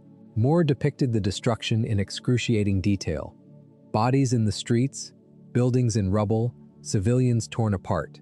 It was the most graphic depiction of superhero violence that had ever appeared in a mainstream comic, and it made the reader confront what superhuman conflict would actually look like if it happened in the real world.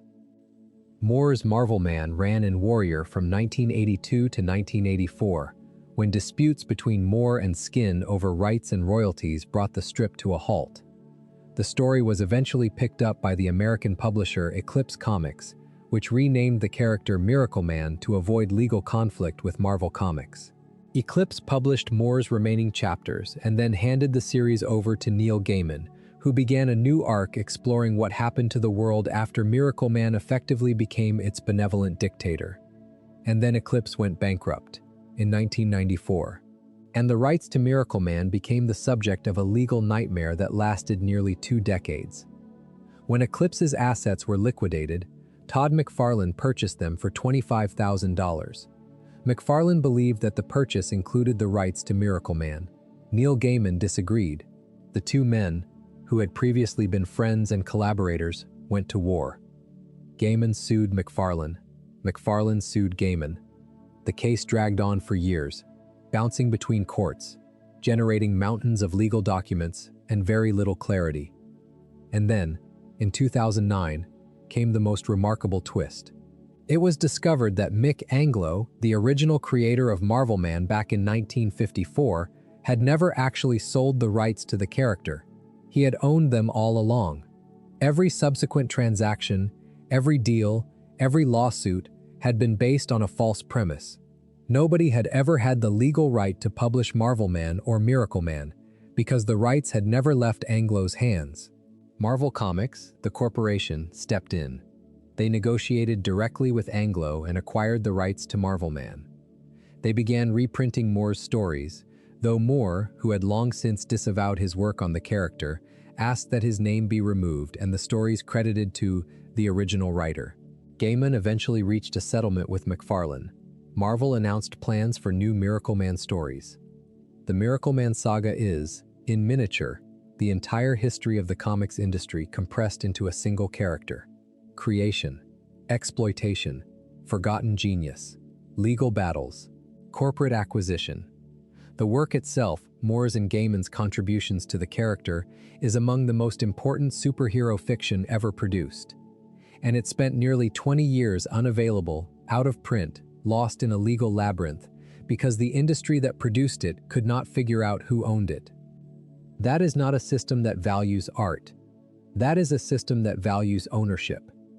And the distance between those two things is where some of the deepest, most painful stories on this iceberg live. We have been in dark water for a while now, but the iceberg still has deeper layers. And the next one concerns something that most people, even most Marvel fans, have never heard of. It is a forgotten experiment, a dead branch on the evolutionary tree of the Marvel Universe. A line of comics that was supposed to change everything and instead became a cautionary tale about ambition without resources, vision without follow-through, and what happens when the person championing a project gets fired before it has a chance to find its footing. This is the story of the new universe. In 1986, Marvel Comics celebrated its 25th anniversary. Jim Shooter, the editor-in-chief, wanted to mark the occasion with something ambitious. Not just a crossover event or a special issue, something fundamentally new. His idea was to create an entirely separate fictional universe, one that existed independently of the main Marvel universe, with its own characters, its own continuity, and its own rules. He called it the New Universe, and its tagline was, "The world outside your window." The concept was rooted in realism, or at least a version of realism that distinguished itself from the main Marvel line. There would be no Norse gods, no alien empires, no cosmic entities.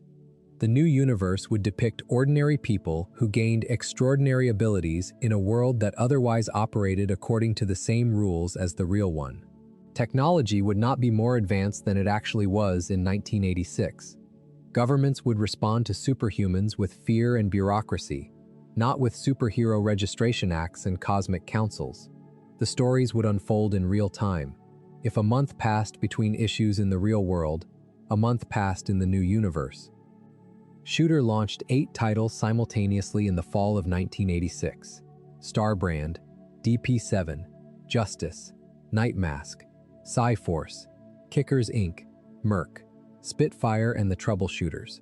The names alone suggest the range of concepts. Starbrand was the flagship, the story of an ordinary man named Ken Connell who acquires a godlike power source called the Starbrand. DP7 followed a group of people who develop paranormal abilities and are confined to a clinic for study. Justice was a dark fantasy about an alien warrior who arrives on Earth seeking justice for the wronged. Psyforce was about teenagers with psychic abilities. The problem was money. Shooter had envisioned the new universe as a premium line with top-tier talent and high production values. What he got was a budget of roughly $120,000. Marvel's management, despite greenlighting the project, did not believe it would succeed, and they funded it accordingly. The shoestring budget forced many titles to be handled by unproven creative teams. The artwork was often subpar by Marvel's standards. The writing was inconsistent. The line looked and felt like a second-tier product, which made it almost impossible to compete for readers' attention against the main Marvel books. And then Shooter was fired. In 1987, after a series of conflicts with Marvel's ownership and management, Jim Shooter was removed as editor-in-chief. The new universe, which had been his personal passion project, was left without its champion. Sales were already declining. Without Shooter to fight for the line, the remaining editors made no effort to save it.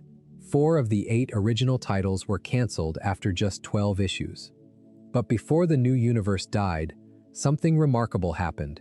John Byrne, one of the most prominent creators in the industry, took over Starbrand.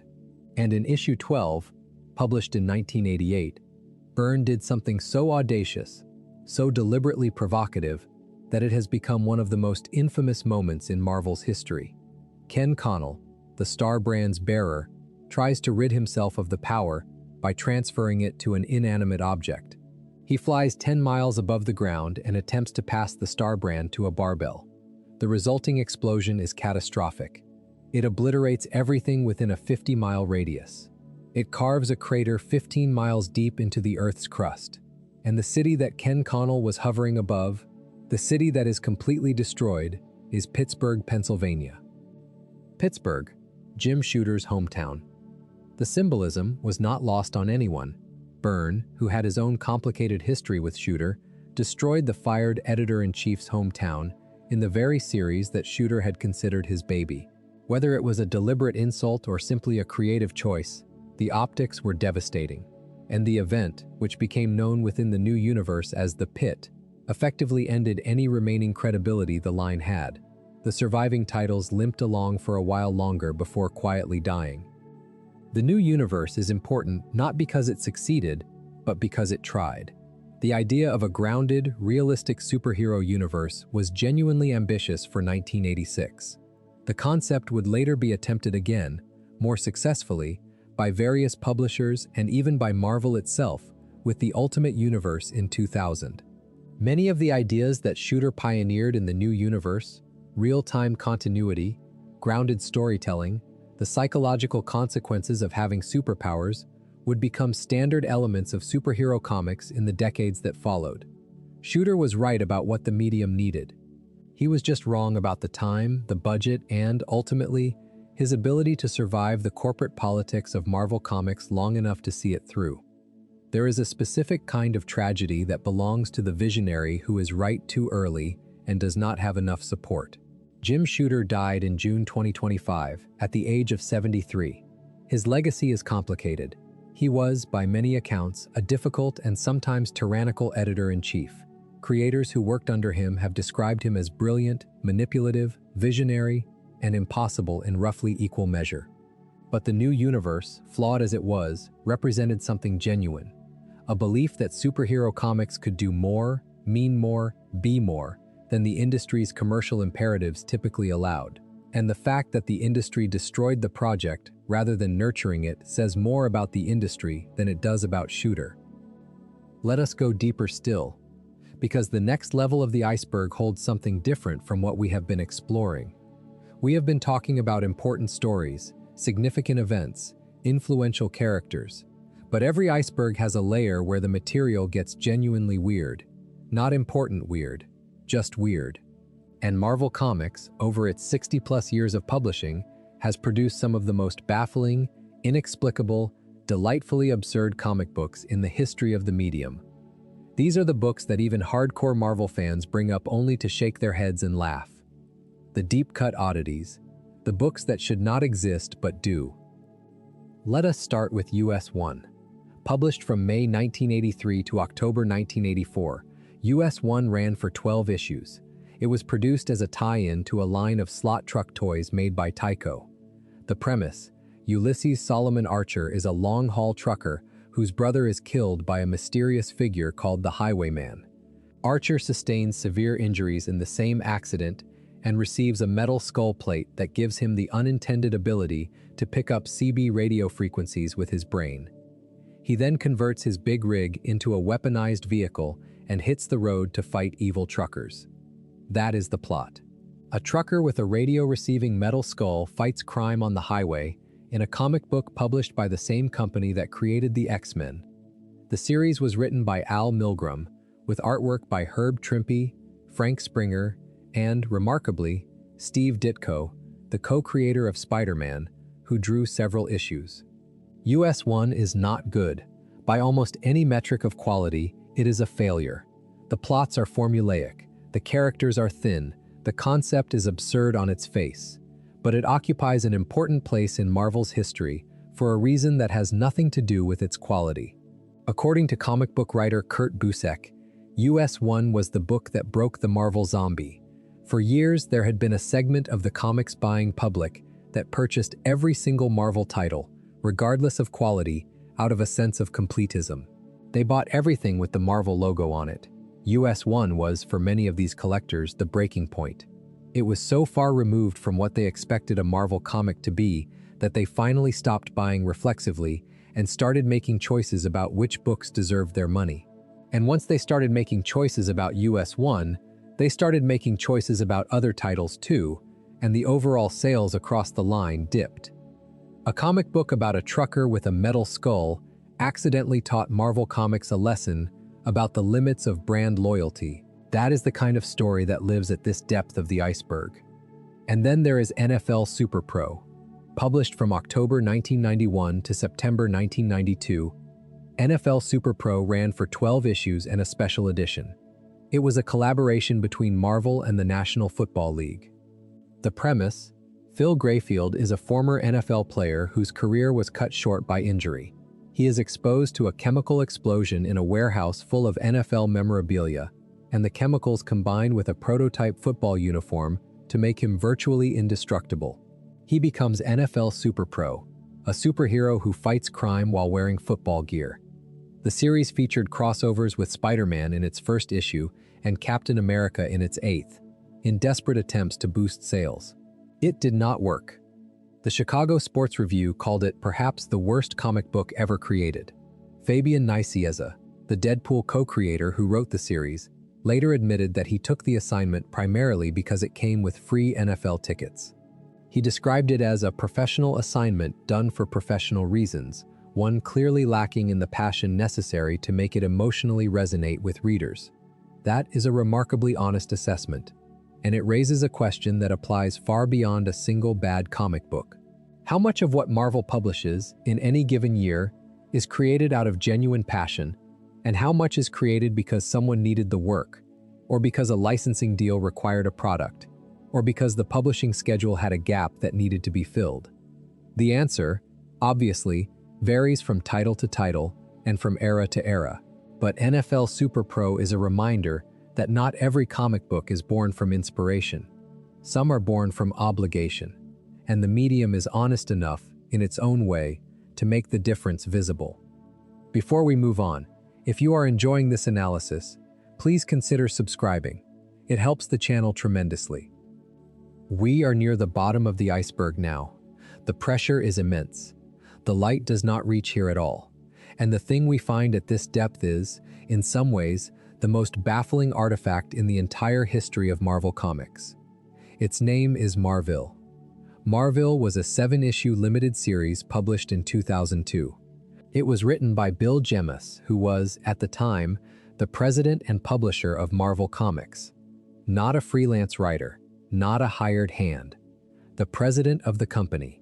And he used his position to publish what is, by virtually universal critical consensus, one of the worst comic books ever produced. The series originated from a bet. Jemas challenged writer Peter David and writer Ron Zimmerman to a competition. Each would launch a new series. Whichever series survived the longest would win, and the winner would receive the right to launch a new book of their choosing. David's entry was Captain Marvel. Zimmerman's was Ultimate Adventures. Jemas's was Marvel. The premise of Marvel, such as it is, goes like this. In the year 5002, Ted Turner and Jane Fonda have a son named Kal-AOL, a pun on Superman's Kryptonian name. They send him back in time to the year 2002 to save the universe. Kal-AOL has no superpowers. He attempts to become a superhero anyway. What follows is a sequence of issues that are part parody, part philosophical treatise, part vanity project, and entirely incoherent. The first 2 issues are ostensibly comedies, featuring broad parodies of the comics industry and pop culture. The humor is, to put it generously, not effective. The 3rd issue takes an abrupt turn into pseudo-philosophical territory, with Kal-AOL meeting God, who explains the origin of the universe using a combination of real science and complete nonsense. Subsequent issues continue in this vein, with lengthy, didactic passages about evolution, consciousness, and the meaning of life, illustrated with minimal artwork and maximum self-indulgence. Issue 6 ends not with a story, but with an open letter from Jemas, discussing his experiences publishing the series and announcing the creation of a new Marvel imprint called Epic Comics. Issue 7 does not contain any story content related to Marvel at all. It is a submissions guideline book for creators wanting to pitch to Epic. The critical response was uniformly devastating. Comics Alliance included Marvel in its list of the 15 worst comics of the decade. The AV Club called it abominable, nearly unpublishable, and fundamentally amateurish, condemning Jemas for using the Marvel Corporation as a vanity press for himself. And that phrase, vanity press, cuts to the heart of what makes Marvel such a significant entry on the iceberg. Because Marvel could not have existed without institutional power. A freelance writer could not have pitched this series and gotten it published. It exists solely because the person who wrote it was the person in charge of the company. And the fact that no one at Marvel stopped it, that no editor pushed back hard enough to prevent the president of the company from publishing his personal philosophical ramblings as a Marvel comic book, tells you something important about the power dynamics of the comics industry. When the person at the top wants to make something, it gets made. Quality is secondary. Commercial viability is secondary. The boss's ego comes first. Marvel is, in that sense, the dark mirror of One More Day. Both are stories that exist because a person with institutional power wanted them to exist, regardless of what anyone else thought. But where One More Day was at least trying to serve a misguided editorial vision for a beloved character, Marvel was not trying to serve anything except Bill Jemis's desire to see his name on a comic book. It is the purest expression of editorial vanity in the history of the medium. And the fact that it exists, that it was published by the same company that published the work of Kirby and Lee and Claremont and Miller, is either deeply funny or deeply depressing, depending on your temperament. There is still more down here. The iceberg extends further than you might expect, into territories that reveal aspects of Marvel Comics that the company itself would probably prefer you did not think too much about.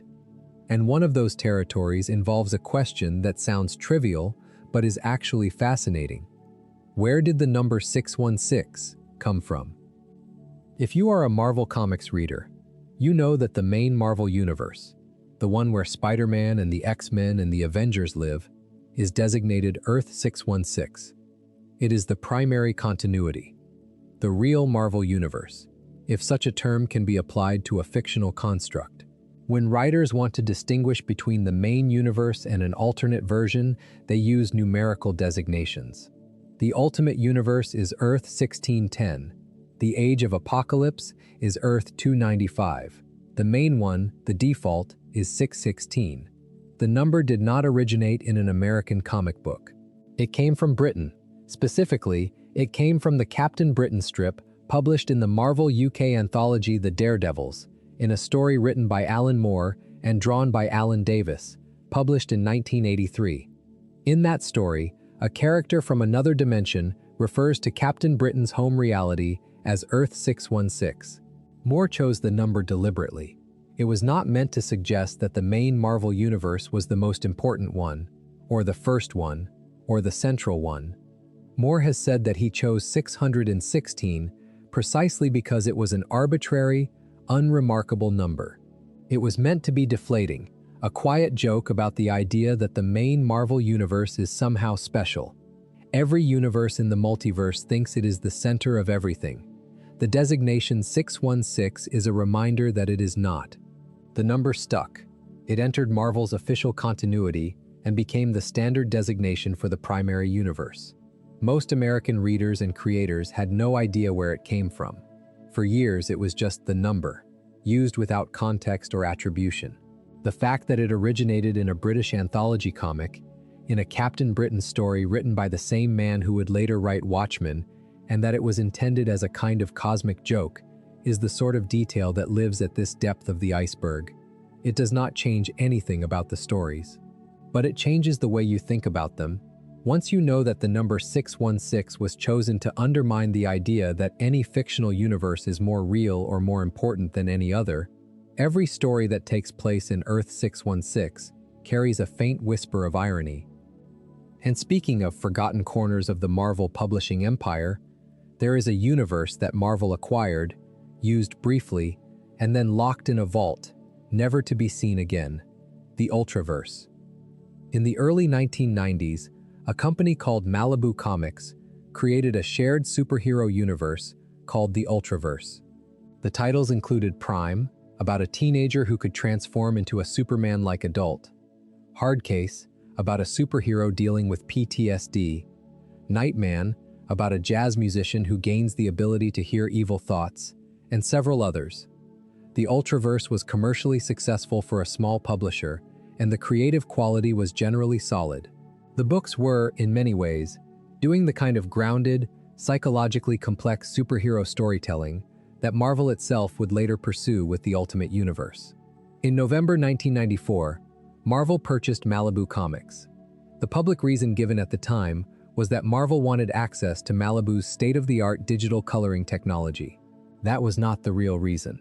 The real reason, as Malibu co-founder Tom Mason later confirmed, was that DC Comics was on the verge of buying Malibu, and if DC had completed the acquisition, it would have gained enough market share to potentially overtake Marvel as the largest comics publisher in America. Marvel bought Malibu not because it wanted the Ultraverse. It bought Malibu to keep DC from having it. After the acquisition, Marvel briefly attempted to integrate the Ultraverse into its publishing line. There were crossovers between Ultraverse characters and Marvel characters. A Black September relaunch in 1995 relaunched several titles with new creative teams, but the effort was half-hearted, and by 1996, the entire Ultraverse line had been canceled. And then it was buried, completely. For decades, Marvel published no new Ultraverse content. When asked about the characters, Marvel's editorial staff gave vague, evasive answers. Joe Quesada, when pressed in 2005, said that, "The way the deal was initially structured, it is next to impossible to go back and publish these books." The widely reported reason involves contractual obligations that would require Marvel to pay royalties to the original Ultraverse creators, an arrangement that Marvel, under the notoriously cost-conscious Isaac Perlmutter, was unwilling to honor. The Ultraverse is, in essence, a graveyard, an entire fictional universe, with its own characters, its own continuity, its own fans, acquired by Marvel and then abandoned because the financial terms of the acquisition were more trouble than the company wanted to deal with. The characters exist, the stories were published, but they have been effectively erased from Marvel's publishing landscape, not because they were bad, but because the business deal that brought them to Marvel was structured in a way that made publishing them unprofitable. That is a different kind of erasure than the one the Sentry experienced in the fiction. The Sentry chose to be forgotten. The Ultraverse characters were forgotten by corporate fiat. And the distinction matters, because it reminds us that the Marvel Universe is not just a creative endeavor. It is a business. And in business, the value of a fictional character is not determined by how good the stories are. It is determined by how much money those stories can generate, minus the cost of producing them. If the math does not work, the characters disappear. Not with a dramatic death scene, not with a final issue, they simply stop being published and the world moves on as if they never existed. Before we move on, if you are enjoying this analysis, please consider subscribing. It helps the channel tremendously. There is one more layer to explore before we begin our ascent. The deepest part of the iceberg, the part that sits in absolute darkness, contains a story that most people, even most dedicated comics readers, have only heard about secondhand. It is the story of Weapon X, and while the character at its center is one of the most famous in all of comics, the story itself is, in many ways, the most artistically ambitious thing Marvel has ever published. Wolverine's origin was a mystery for decades. When he first appeared in The Incredible Hulk number 181, published in November 1974, written by Len Wein and drawn by Herb Trimpe, he was a Canadian government operative sent to deal with the Hulk. His real name was unknown, his past was unknown, his claws were initially described as part of his gloves, not his body. He was a cipher, a wild card, a character defined entirely by attitude and violence. As Wolverine became one of the most popular characters in Marvel's history, propelled by Chris Claremont's X-Men stories throughout the late 1970s and 1980s, the question of his origin became one of the great ongoing mysteries of the Marvel Universe. Claremont dropped hints, other writers added details. The broad outlines of the Weapon X program, a shadowy government project that had bonded the indestructible metal adamantium to Wolverine's skeleton and claws, were established in the late 1980s. But it was not until 1991 that the full story of Weapon X was told, and the person who told it was not one of the regular X-Men writers. It was Barry Windsor Smith, an artist known primarily for his work on Conan the Barbarian and his exquisite, classically influenced illustration style. Windsor Smith wrote and drew the Weapon X storyline across 13 chapters in Marvel Comics Presents, issues 72 through 84, running from March to September 1991. The story is unlike anything else in Marvel's catalog. It is told almost entirely from the perspective of the people running the Weapon X program, not from Wolverine's perspective. Logan, the man who will become Wolverine, is a passive figure for most of the narrative. He is captured, restrained, drugged, and subjected to a horrifying medical procedure that bonds adamantium to every bone in his body. He does not narrate his own experience.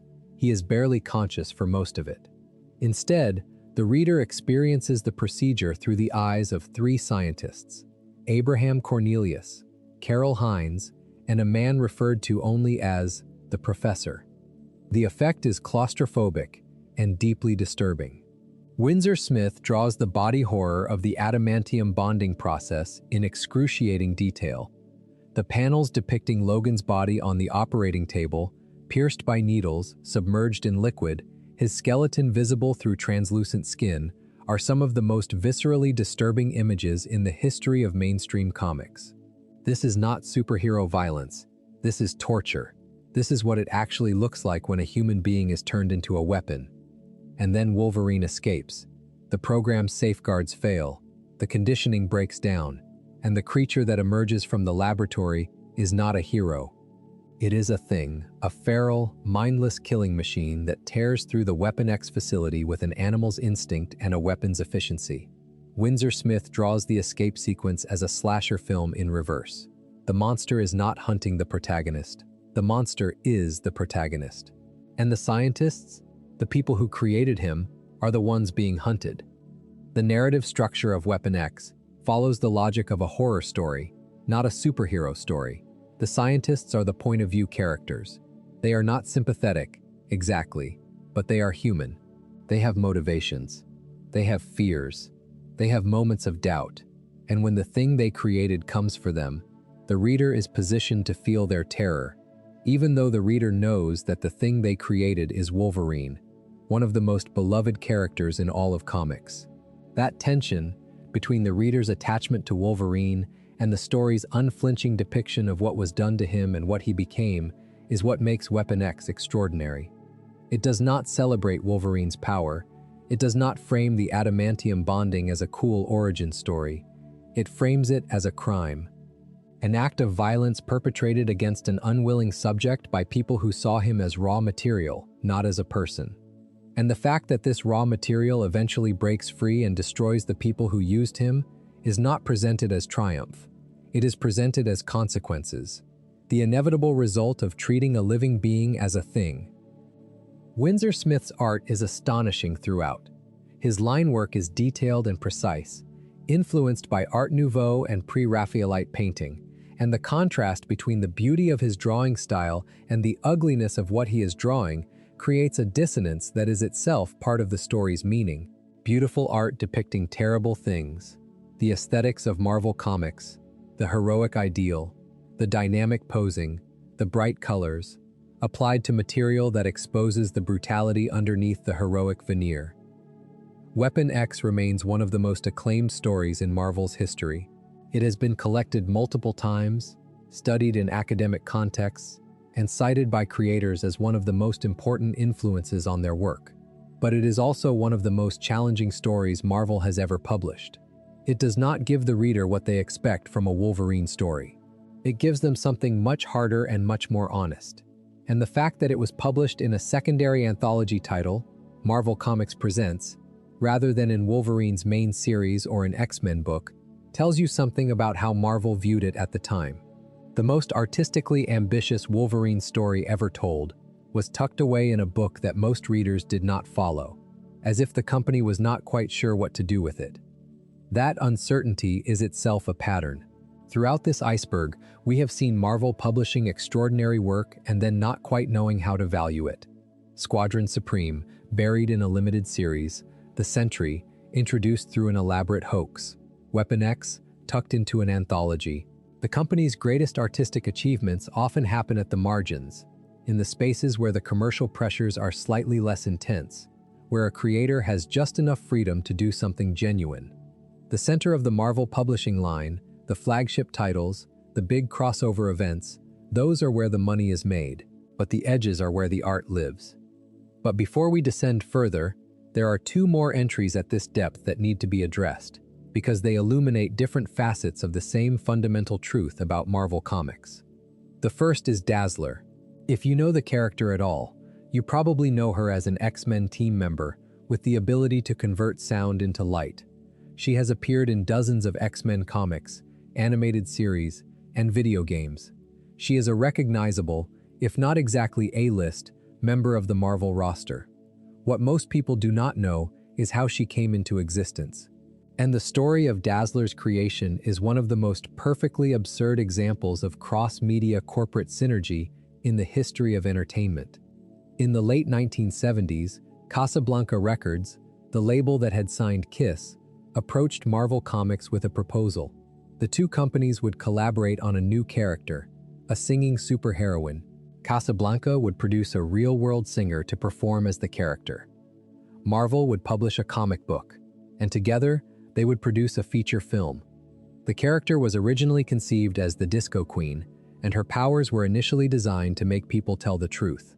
Tom DeFalco, one of the developers on the project, suggested light-based powers instead, which would allow the character to create her own light shows during performances. The name was refined to Disco Dazzler. The concept was, by any measure, a product of its time, and like many products of their time, it arrived slightly too late. By 1980, when Dazzler made her first comic book appearance in Uncanny X-Men number 130, the disco era was over. Saturday Night Fever was a memory. The Bee Gees had become a punchline. The Casablanca Records deal fell through. The film was never made. The real-world singer was never produced. The entire multimedia synergy apparatus collapsed before it could produce anything except a comic book character. But the comic book character survived. Dazzler number 1, published in 1981, was released exclusively to comic book specialty shops, bypassing the traditional newsstand distribution system. This was a first in the industry. Over 400,000 copies of issue 1 were pre-sold, more than double the average comic sales figure at the time. The direct market distribution model, which would later become the industry standard, received one of its earliest and most significant tests with Dazzler. Jim Shooter, the editor-in-chief who oversaw the project, made the decision to distance the character from disco before the first issue even shipped. Dazzler became a rock musician, then a pop musician, then simply a mutant with light powers who happened to enjoy music. The disco origin was quietly erased, or at least softened, as the character evolved. Dazzler is important on the Iceberg not because of the character herself, although she has had her moments of genuine quality, particularly in later X-Men stories. She is important because of what her creation reveals about the forces that shape Marvel's characters. Dazzler was not born from a creative spark. She was born from a business deal between a record label and a comic book publisher. She was designed to sell records and movie tickets. She was a piece of corporate synergy given a costume and a backstory. And yet, decades later, she endures as a character that writers and artists have found ways to invest with genuine emotional depth and narrative purpose. That transformation, from corporate product to legitimate fictional person, is something that happens with surprising regularity at Marvel. Many of the company's most enduring characters began as commercial propositions. Spider-Man was created because Stan Lee wanted a character that teenagers would buy. The X-Men were created because team books were selling well. Secret Wars was created to sell toys. And yet, in every case, the creative talent involved found ways to transcend the commercial origin and create something genuinely meaningful. The commerce provides the opportunity. The art fills it with substance. That is the Marvel method, in a sense broader than the technical definition. It is the way the entire company works. The second entry at this depth concerns a homecoming. In 1976, Jack Kirby returned to Marvel Comics. The circumstances of his return were complicated.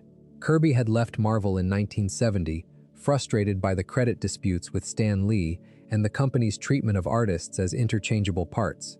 He went to DC Comics, where he created the Fourth World Saga, an interconnected series of titles including New Gods, Mr. Miracle, and the Forever People.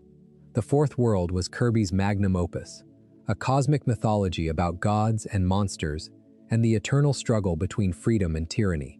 DC canceled it before Kirby could finish it. He spent several more years at DC, working on various projects, before returning to Marvel in 1976. Marvel promoted Kirby's return as a major event, and in his first year back, Kirby produced two of the most distinctive projects of his career.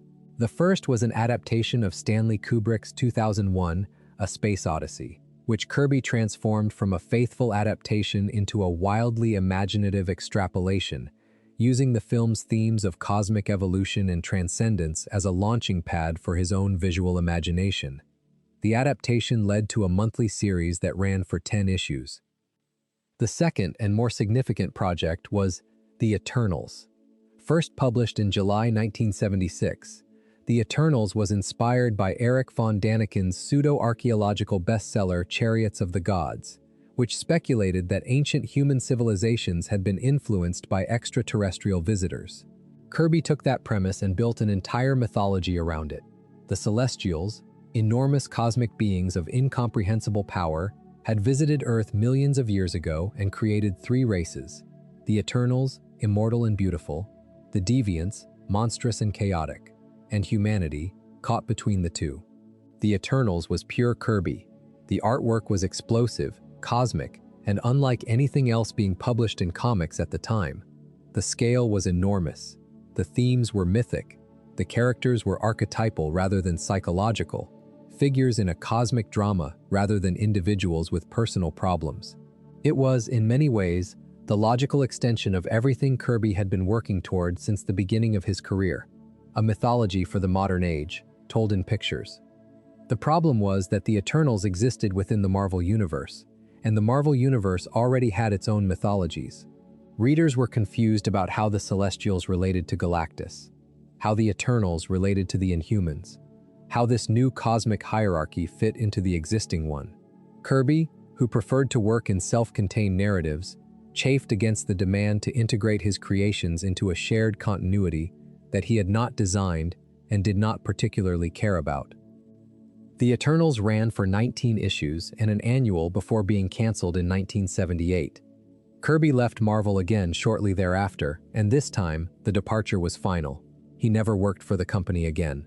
The Eternals were eventually integrated into the mainstream Marvel universe by other writers, most notably by Neil Gaiman in a 2006 miniseries, and they received a feature film in 2021, directed by Chloe Zhao. But Kirby's original vision, his 19 issues of cosmic grandeur and mythological ambition, remains the definitive statement. And it represents, in many ways, the last great act of creation by the man who had done more to build the Marvel Universe than any other single individual. Kirby died on February 6, 1994, at the age of 76. He had spent his final decades fighting for recognition and fair compensation from the company he had helped build. He never received either, at least not in the measure he deserved. His legacy is secure in the sense that no honest history of American comics can be written without him at its center. But his story is also a wound, in the sense that the industry he helped create never found a way to treat him with the respect his contributions warranted. The King of Comics died without a crown, and the kingdom he built became the most valuable entertainment franchise on the planet. Before we move on, if you are enjoying this analysis, please consider subscribing. It helps the channel tremendously. We are not ascending yet. There are more stories down here, and some of them refuse to stay buried. There is a duck. His name is Howard. He first appeared in Adventure into Fear number 19, cover dated December 1973, in a story written by Steve Gerber and drawn by Val Mayerik. And he might be the strangest, most philosophically ambitious, and most legally contentious character Marvel Comics has ever published. Howard the Duck is exactly what the name suggests. He is a duck, an anthropomorphic, talking duck from another dimension who finds himself stranded on Earth, specifically in Cleveland, Ohio. His tagline, printed on the cover of nearly every issue, reads, "Trapped in a world he never made." And that phrase, more than any plot summary or character description, captures the essence of what Gerber was trying to do.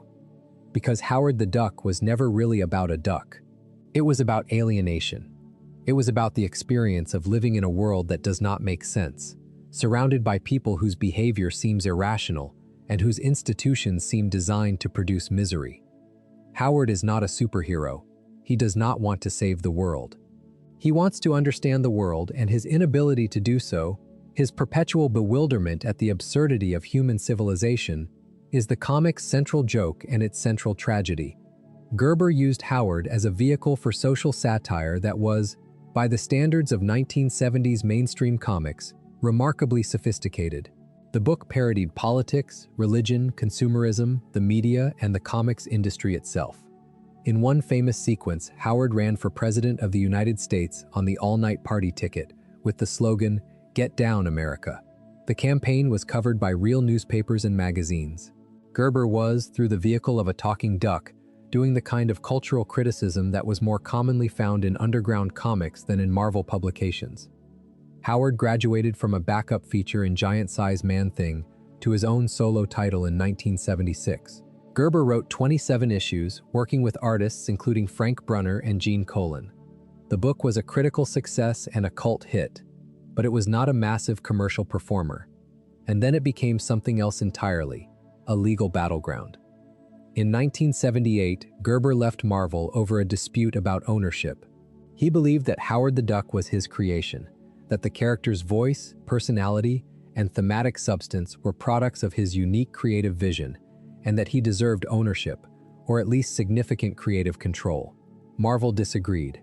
Howard the Duck was created under the work-for-hire system. Marvel owned the character. Gerber had no legal claim. Gerber sued. The case was eventually settled out of court, with terms that were not publicly disclosed. But the dispute poisoned the well.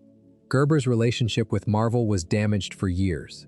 He returned to write Howard sporadically in later decades, but the original run, those 27 issues of sharp, strange, deeply personal satire, remains the definitive version. And the fact that the creator of that work had to fight the company that published it for any recognition of his creative contribution is, by now, a familiar refrain. The same story, told with different names. Kirby, Ditko, Gerber, the pattern holds. Howard the Duck also generated one of the most unusual legal disputes in Marvel's history. In the late 1970s, the Walt Disney Company threatened legal action against Marvel, claiming that Howard bore too close a resemblance to Donald Duck. Marvel was forced to redesign the character, adding pants and altering his facial features to distinguish him from Disney's iconic waterfowl. The redesign was a minor humiliation for Marvel and a reminder that, in the world of corporate intellectual property, even a satirical comic book duck cannot escape the gravitational pull of a more powerful duck. Howard would later become known to the general public primarily through the 1986 film, widely considered one of the worst movies ever made, and through brief appearances in the Marvel Cinematic Universe. But the comic, Gerber's comic, is something else entirely. It is one of the most original works in Marvel's catalog, a book that used a talking duck to ask questions about human existence that most supposedly serious literary fiction does not have the courage to ask. And it is, like so many of the entries on this iceberg, largely forgotten by the mainstream audience, remembered only by the dedicated readers who encountered it and recognized it for what it was. Let us talk about something else that sits at an unusual depth on the iceberg. Not a story or a character, but a symbol, the Punisher skull. There is a specific kind of power that belongs to symbols: a flag, a cross, a skull. Symbols carry meaning beyond the intention of their creators, and once a symbol enters the public consciousness, the creator loses control of what it means. No character in Marvel's history has demonstrated this more vividly, more troublingly, than the Punisher. The Punisher first appeared in The Amazing Spider-Man number 129, published in February 1974, created by Jerry Conway, John Romita Sr., and Ross Andru. The character was Frank Castle, a Marine Corps veteran whose family was killed by the mob during a picnic in Central Park. Castle survived. His family did not. And in the aftermath, he declared war on crime. Not within the law, outside it, with weapons, with violence, with the kind of unrestrained, lethal force that no other Marvel hero employed. The Punisher was, from the beginning, a morally complicated figure. He was not a hero in any traditional sense. He was a vigilante, a killer, a man who had decided that the legal system was broken and that the only justice available was the justice he could deliver with his own hands. The white skull on his chest was a death's head, a warning, a symbol of everything the character represented: the failure of institutions, the seductiveness of violence, the thin line between justice and revenge.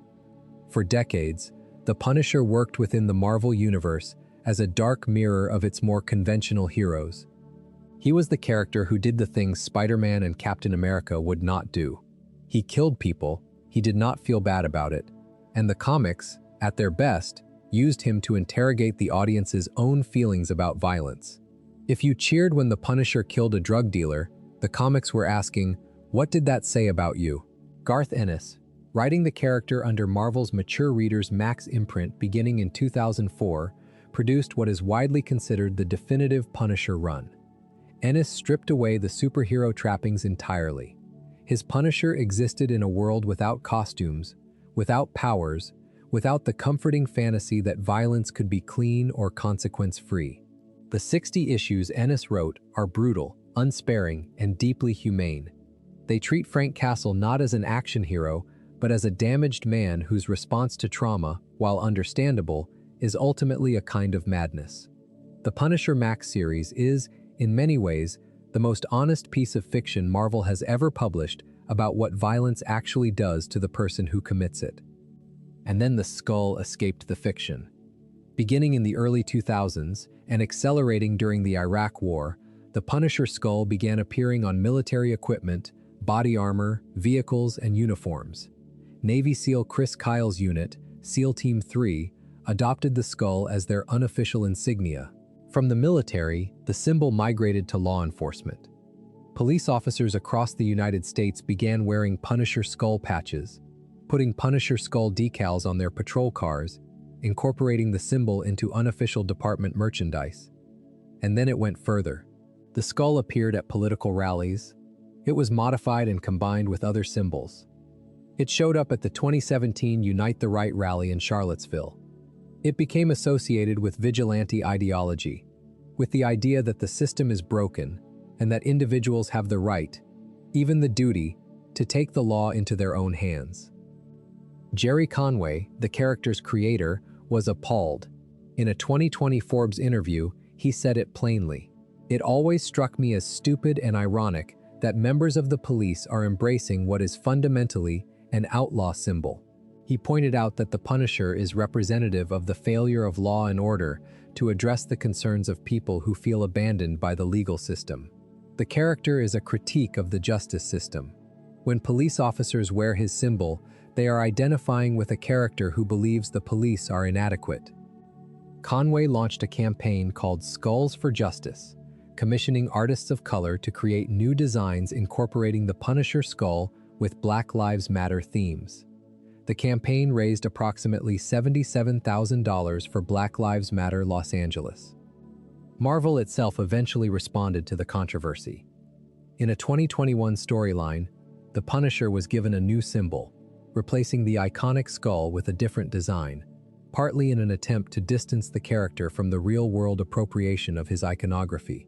The change was controversial among fans, many of whom felt that the character should not be altered because other people had misused his symbol. But the fact that a fictional character's emblem had become so entangled with real-world political violence that the publisher felt compelled to change it is, in itself, a remarkable testament to the power of comics iconography. A drawing on a page, a white skull on a black background, escaped its fictional context and became a real-world force. That is not something that happens often, and it is something that the creators of the character never intended, never wanted, and spent years trying to undo. Before we move on, if you are enjoying this analysis, please consider subscribing. It helps the channel tremendously. There is another entry on the Iceberg that occupies a strange, forgotten place in Marvel's history. It is a comic that almost no one has read, that almost no one remembers, and that is, in quiet, unassuming ways, one of the most original things Marvel ever published. Its name is Omega the Unknown. Omega the Unknown ran for 10 issues, from March 1976 to October 1977. It was written by Steve Gerber and Mary Screnz and illustrated by Jim Mooney. It was canceled for low sales, and yet it has endured as a cult classic, one of those comics that the people who have read it remember with a kind of fierce, protective devotion. The premise is deliberately opaque. A silent, enigmatic alien humanoid called Omega arrives on Earth. Simultaneously, a 12-year-old boy named James Michael Starling discovers that he possesses unusual abilities. The connection between Omega and James Michael is the central mystery of the series, and across 10 issues, the reader is given clues but never a definitive answer. What makes Omega the Unknown remarkable is what it chose not to be. Gerber did not want to write a superhero comic. He wanted to write a story about a young boy navigating the difficulties of growing up in a hostile environment. James Michael is brilliant, emotionally remote, and profoundly isolated. He has no friends. His foster situation is unstable. He attends a public school in Hell's Kitchen where he is bullied and ignored. The superhero elements, Omega's powers, the mysterious villains, the cosmic backstory are present, but they are subordinate to the human story of a kid trying to survive. In 1976, the market would not support a comic about a 12-year-old dealing with loneliness and alienation unless there was a superhero attached to it. So Gerber attached one. But the superhero, Omega, barely speaks. He acts, fights, and disappears. He is less a character than a function, a mechanism that allows the book to exist within the superhero framework while telling an entirely different kind of story. The series was canceled before Gerber could finish it. The dangling plot threads were eventually resolved, unsatisfyingly, by another writer in an issue of The Defenders. Gerber was openly unhappy with the resolution, which contradicted much of what he had intended. Decades later, in 2007, novelist Jonathan Lethem wrote a 10-issue reimagining of Omega the Unknown for Marvel, illustrated by Farrell Dalrymple. Lethem's version was a critical success but a commercial disappointment, which is, if you have been paying attention, the recurring epitaph for Marvel's most artistically ambitious projects. The series was canceled before its time, the victim of low sales in a market that was not prepared for what it was offering. And like so many of the entries at this depth of the iceberg, its premature death only increased its mystique among the readers who discovered it. There is a particular devotion that attaches to canceled comic books, a sense of loss that magnifies the work's virtues and smooths away its imperfections. The unfinished masterpiece is always more tantalizing than the completed one, because the reader can project their own ideal ending onto the void. Omega the Unknown matters because it represents a road not taken. It shows what Marvel Comics could have been if the market had supported stories about human beings who happen to exist in a world with superheroes, rather than stories about superheroes who happen to interact with human beings. The distinction sounds subtle, but it is not. It is the difference between using the genre as a lens and using the genre as a formula. Gerber was using it as a lens. The market wanted the formula. The market won. And Omega the Unknown became another quiet masterpiece, buried at the bottom of the iceberg, waiting for the readers patient enough to find it. And that brings us to a figure we have mentioned several times throughout this descent, but have not yet given his due. Because any iceberg that claims to chart the depths of Marvel Comics must reckon with the person who, more than any other single writer, defined what the Marvel Universe could be. Not Stan Lee, who created the characters, not Jack Kirby, who drew the worlds, but the writer who took those characters and those worlds and turned them into something that had never existed before in mainstream comics. Serialized literary fiction with a soap opera's emotional intensity and a political thriller's thematic ambition. Chris Claremont. Claremont took over the X-Men with issue 94 in 1975 and wrote the series, without interruption, for 16 years. That is the longest continuous run by a single writer on any American comic book. 16 years, from 1975 to 1991. Over that span, Claremont transformed the X-Men from a canceled also-ran into the most popular franchise in the history of comic books. The list of characters he created or co-created reads like a Hall of Fame roster. Rogue, Mystique, Emma Frost, Shadowcat, Psylocke, Gambit, Jubilee, Sabretooth, Mr. Sinister, Rachel Summers, Madeline Pryor, the New Mutants, Excalibur, the Starjammers, the Morlocks, the Brood, the Shi'ar Imperial Guard. He built the X-Men's supporting cast, its villain gallery, its cosmic mythology, and its emotional core from the ground up. The stories Claremont told during those 16 years are among the most important in the medium's history. The Dark Phoenix saga, published in 1980, told the story of Jean Grey's corruption by absolute power and her ultimate sacrifice. It is widely regarded as one of the greatest comic book stories ever told. Days of Future Past, published in 1981, depicted a dystopian future in which mutants had been hunted to near extinction by government-created sentinels. It established the template for every dystopian future story the X-Men franchise has told since. God Loves, Man Kills, published in 1982 as a graphic novel, directly confronted religious bigotry and anti-mutant persecution with a frankness and emotional weight that mainstream comics rarely attempted. But Claremont's greatest achievement was not any individual story. It was the texture of his run as a whole. He treated the X-Men not as a superhero team, but as a family, with all the love and resentment and sacrifice and betrayal that families generate. His stories were not episodic. They were serial, with plot threads that stretched across years, rewards for patient readers, and consequences that accumulated over time. He wrote female characters with a depth and complexity that was virtually unprecedented in mainstream superhero comics. Storm, Rogue, Kitty Pryde, Jean Grey, these were not supporting characters or love interests. They were protagonists, as fully realized and as central to the narrative as Wolverine or Cyclops. Claremont's departure in 1991 was not voluntary. It was the result of conflicts with artist Jim Lee, who had become enormously popular and who wanted more creative control over the X-Men titles. Marvel sided with Lee, who was generating the sales that made the franchise profitable. Claremont left, Lee stayed.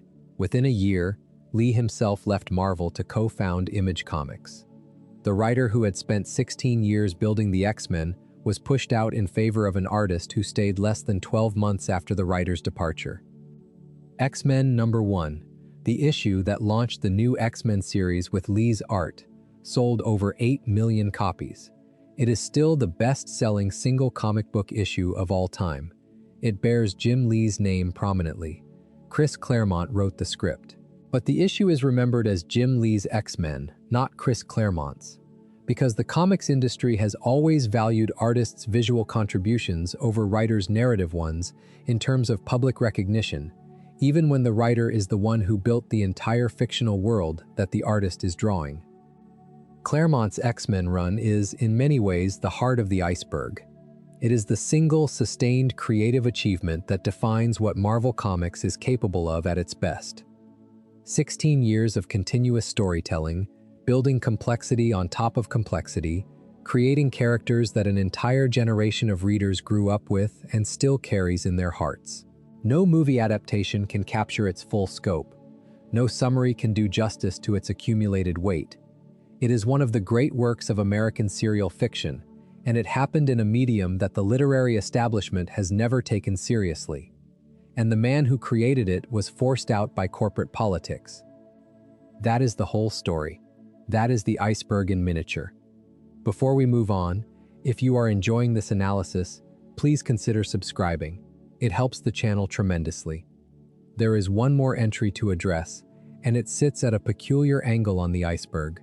It is the story of how Marvel Comics accidentally invented the modern crossover event, and it started not with a grand editorial vision, but with a canceled Olympics tie-in. Marvel Superhero Contest of Champions was a 3-issue limited series published from June to August 1982. It was written by Mark Gruenwald, with pencils by John Romita Jr. and inks by Pablo Marcos. It was the first limited series Marvel ever published, and it was the first crossover event in the company's history. But it was not supposed to be any of those things. The original plan was to create a special comic tied to the 1980 Summer Olympics in Moscow. Marvel would publish a story in which superheroes from around the world competed in Olympic-style events. It was going to be a celebration of international athletics, wrapped in superhero spectacle. And then the United States boycotted the 1980 Olympics. The Soviet Union had invaded Afghanistan in late 1979, and the US government, under President Jimmy Carter, refused to participate in the Moscow Games. Marvel was left with a half-finished comic about an event that was now politically toxic. Rather than scrap the project entirely, Marvel sat on it for 2 years, then reworked the concept. The Olympic connection was removed.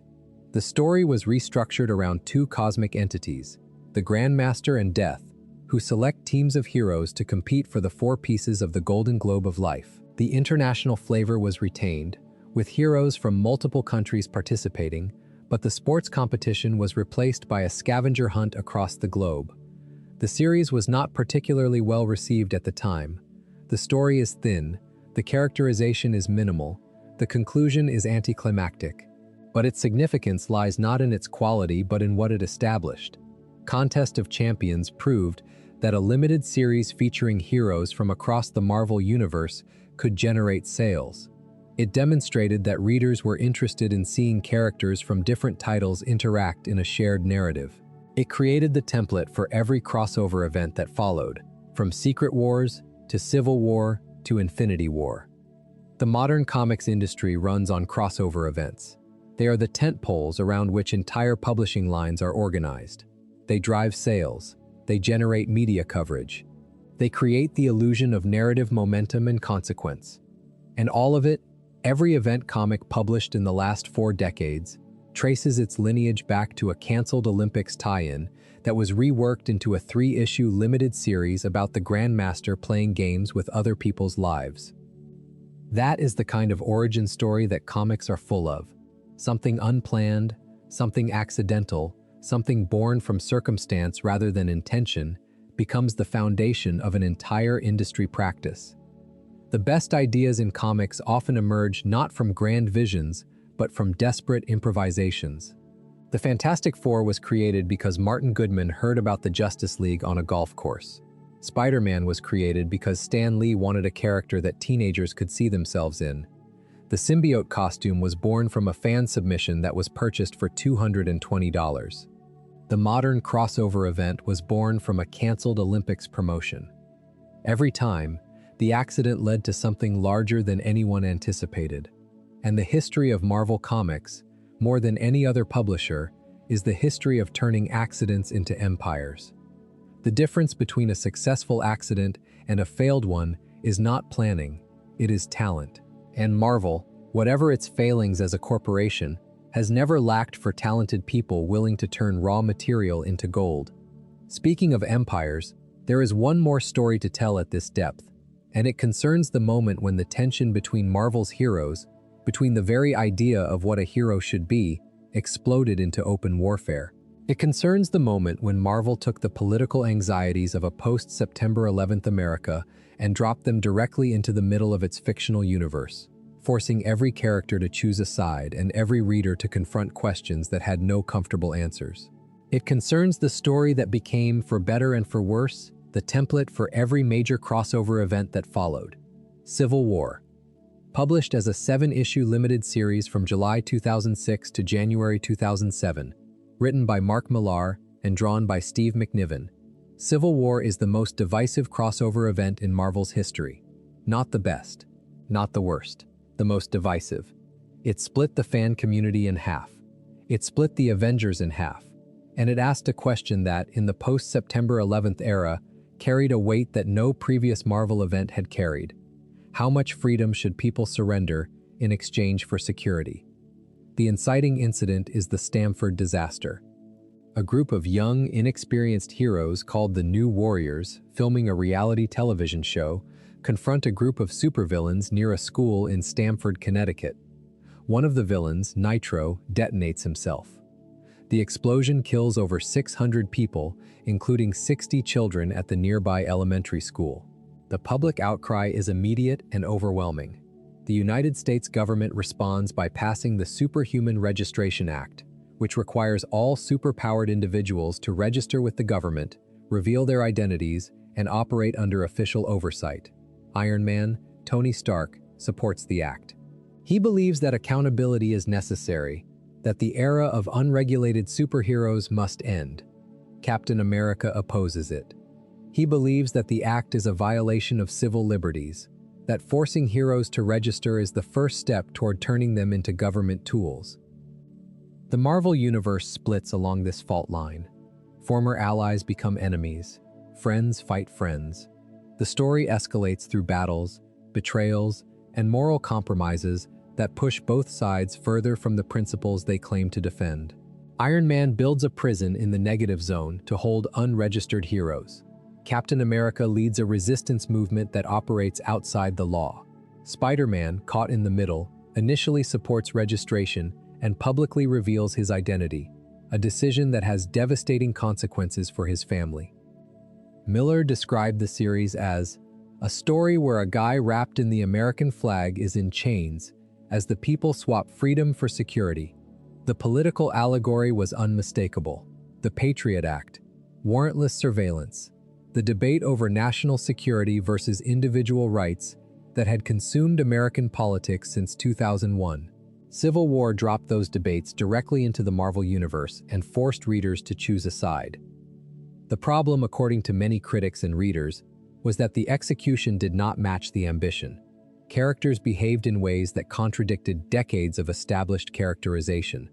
Iron Man, in particular, was portrayed as increasingly authoritarian, making decisions that seemed out of character for a man who had spent years fighting against government overreach.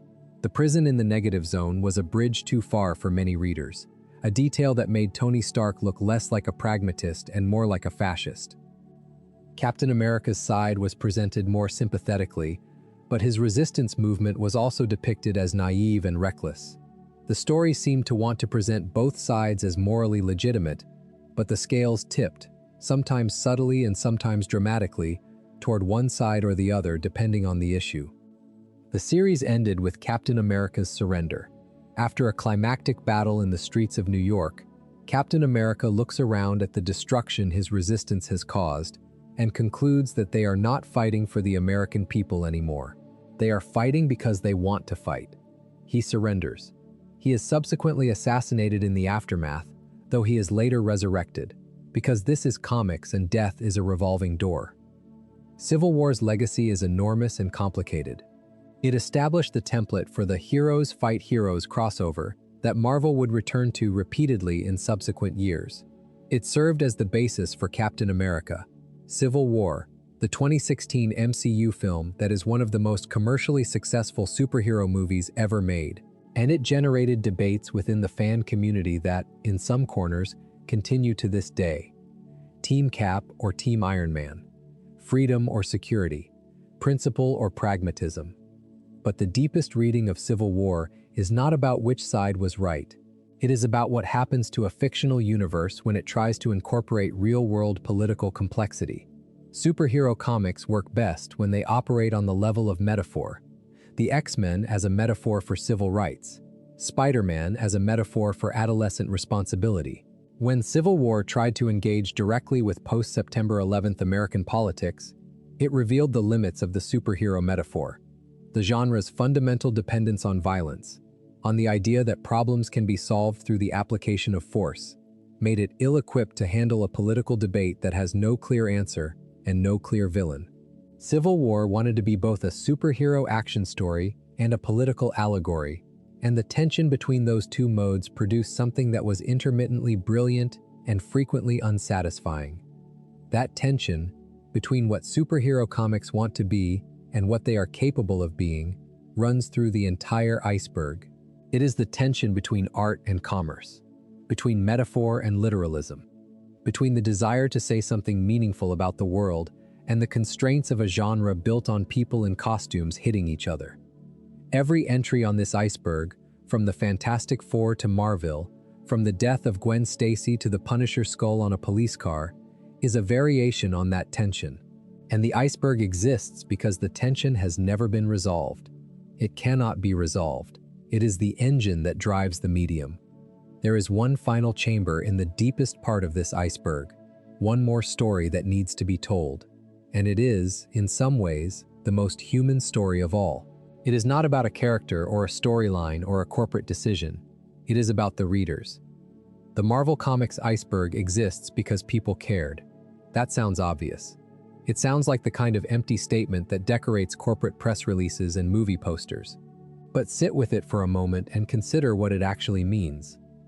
Every entry on this iceberg, from the surface to the absolute bottom, exists because human beings invested time, attention, emotion, and money into a collection of fictional characters printed on cheap paper and sold for pocket change. A child in 1963 bought X-Men #1 from a spinner rack at a drugstore. That child grew up and kept the comic. Decades later, that same person sat in a movie theater and watched characters they had known since childhood projected onto a screen 60 feet wide. The thread connecting those two moments, the spinner rack and the movie screen, is continuous and unbroken. It is made of devotion, and the comic book industry, for all its flaws, for all its exploitation and corporate cynicism, depends on that devotion more completely than it depends on anything else. The reason the death of Gwen Stacy mattered was not because of the writing, although the writing was good. It was because readers had spent years caring about Gwen and Peter. The pain of her death was proportional to the love the audience had invested in her. The reason the Clone Saga generated such fury was not because the plot was convoluted, although it was. It was because readers felt that their investment in Peter Parker, their decades of loyalty to the character, was being disrespected. The reason One More Day remains a sore point almost 20 years later is not because the story violated continuity, although it did. It is because the story violated a relationship that readers had carried in their hearts for 20 years. Comics readers are often mocked for caring too much, for getting angry about fictional events, for writing letters, posting on forums, arguing with strangers about whether Iron Man was right or Captain America was right, about whether the clone was real or the marriage should have been saved. But that intensity of engagement is not a character flaw. It is the medium's greatest achievement.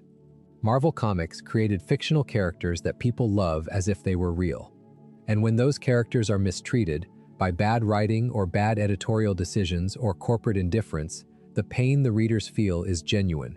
It is the pain of someone who trusted a storyteller with something precious and watched that trust be broken. The iceberg is, in the end, a monument to that trust. Every layer represents a different way that trust was honored or betrayed. The Fantastic Four honored it. The Comics Code constrained it. The death of Gwen Stacy deepened it. Secret Wars commercialized it. The Clone Saga abused it. The Speculator boom exploited it. The Bankruptcy nearly destroyed it. One More Day violated it. Squadron Supreme elevated it. Weapon X transformed it. And the creators, the Kirbys and Ditkos and Gerbers and Claremont and Gruenwalds and Moores, they were the ones who built the bridge between the fiction and the audience. They were the ones who made the characters real enough to love. And the company, Marvel Comics, was the institution that published their work, profited from their talent, and too often failed to treat them with the respect their contributions deserved. That failure is not unique to Marvel. It is endemic to every industry that depends on creative labor. The music industry has its exploited songwriters. Hollywood has its uncredited screenwriters. Publishing has its ghostwriters. In every case, the pattern is the same. The people who create the value are not the people who capture the value. The institution captures the value.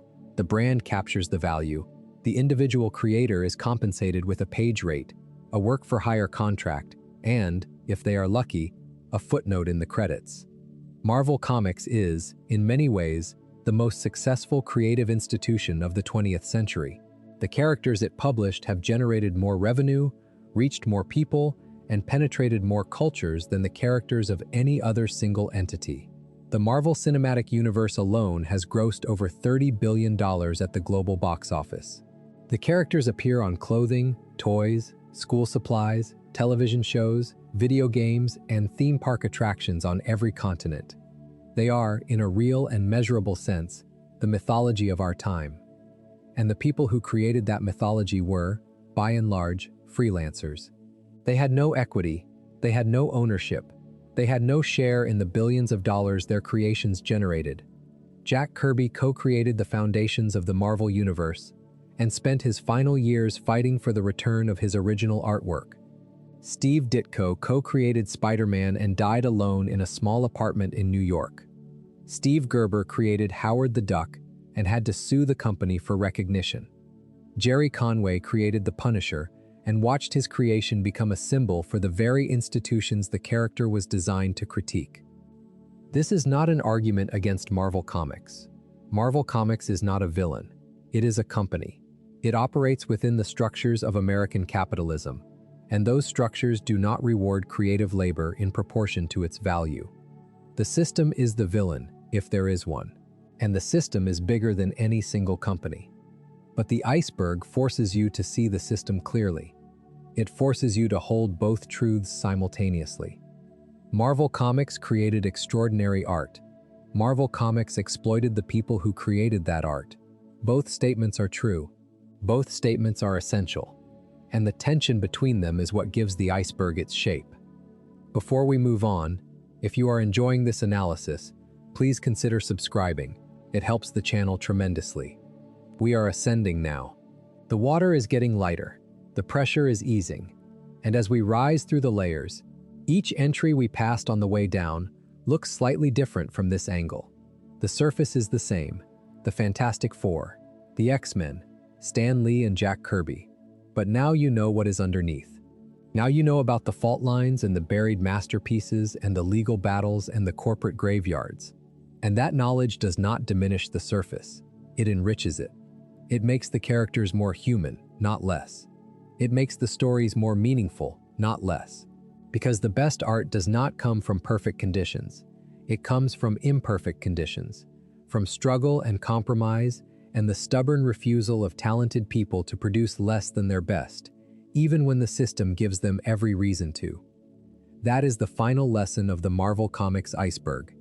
The art survives, the corporations change hands, the editors come and go, the business models rise and fall, the lawsuits are filed and settled, the characters are sold to movie studios and turned into theme park attractions, and printed on lunchboxes and argued about on the internet. But the art survives. The pages Jack Kirby drew in the 1960s are still there. The stories Chris Claremont wrote in the 1980s still resonate. Barry Windsor Smith's Weapon X is still disturbing and beautiful. Mark Gruenwald is still in the ink. The iceberg is not just a catalog of facts. It is a monument to the idea that fiction matters, that the stories we tell about imaginary people reveal truths about real people, that a drawing of a man in a spider costume, printed on newsprint and sold for 12 cents, can carry as much emotional weight as any novel or film or painting. That is what Marvel Comics has proven, over and over, for more than 60 years. Not that superhero comics are great literature, necessarily, but that they can be, and that the people who made them, the ones whose names you know and the ones whose names were erased, poured enough of themselves into these pages to make the fiction feel alive. The surface of the iceberg is bright and familiar. Spider-Man swings between buildings. The X-Men fight for a world that hates and fears them. Captain America throws his shield. Iron Man builds a suit. These images are embedded in the global consciousness so deeply that they hardly need explanation. Everyone knows them. Everyone recognizes them. But now you know what is underneath. You know that the man who drew Spider-Man died alone. You know that the biggest crossover in comics history was named by a toy company's focus group. You know that a comic book about a trucker with a metal skull broke the back of Marvel's most loyal customers. You know that a president of the company used its publishing apparatus as a personal vanity press. You know that an entire fictional universe was purchased and buried because the royalty structure was inconvenient.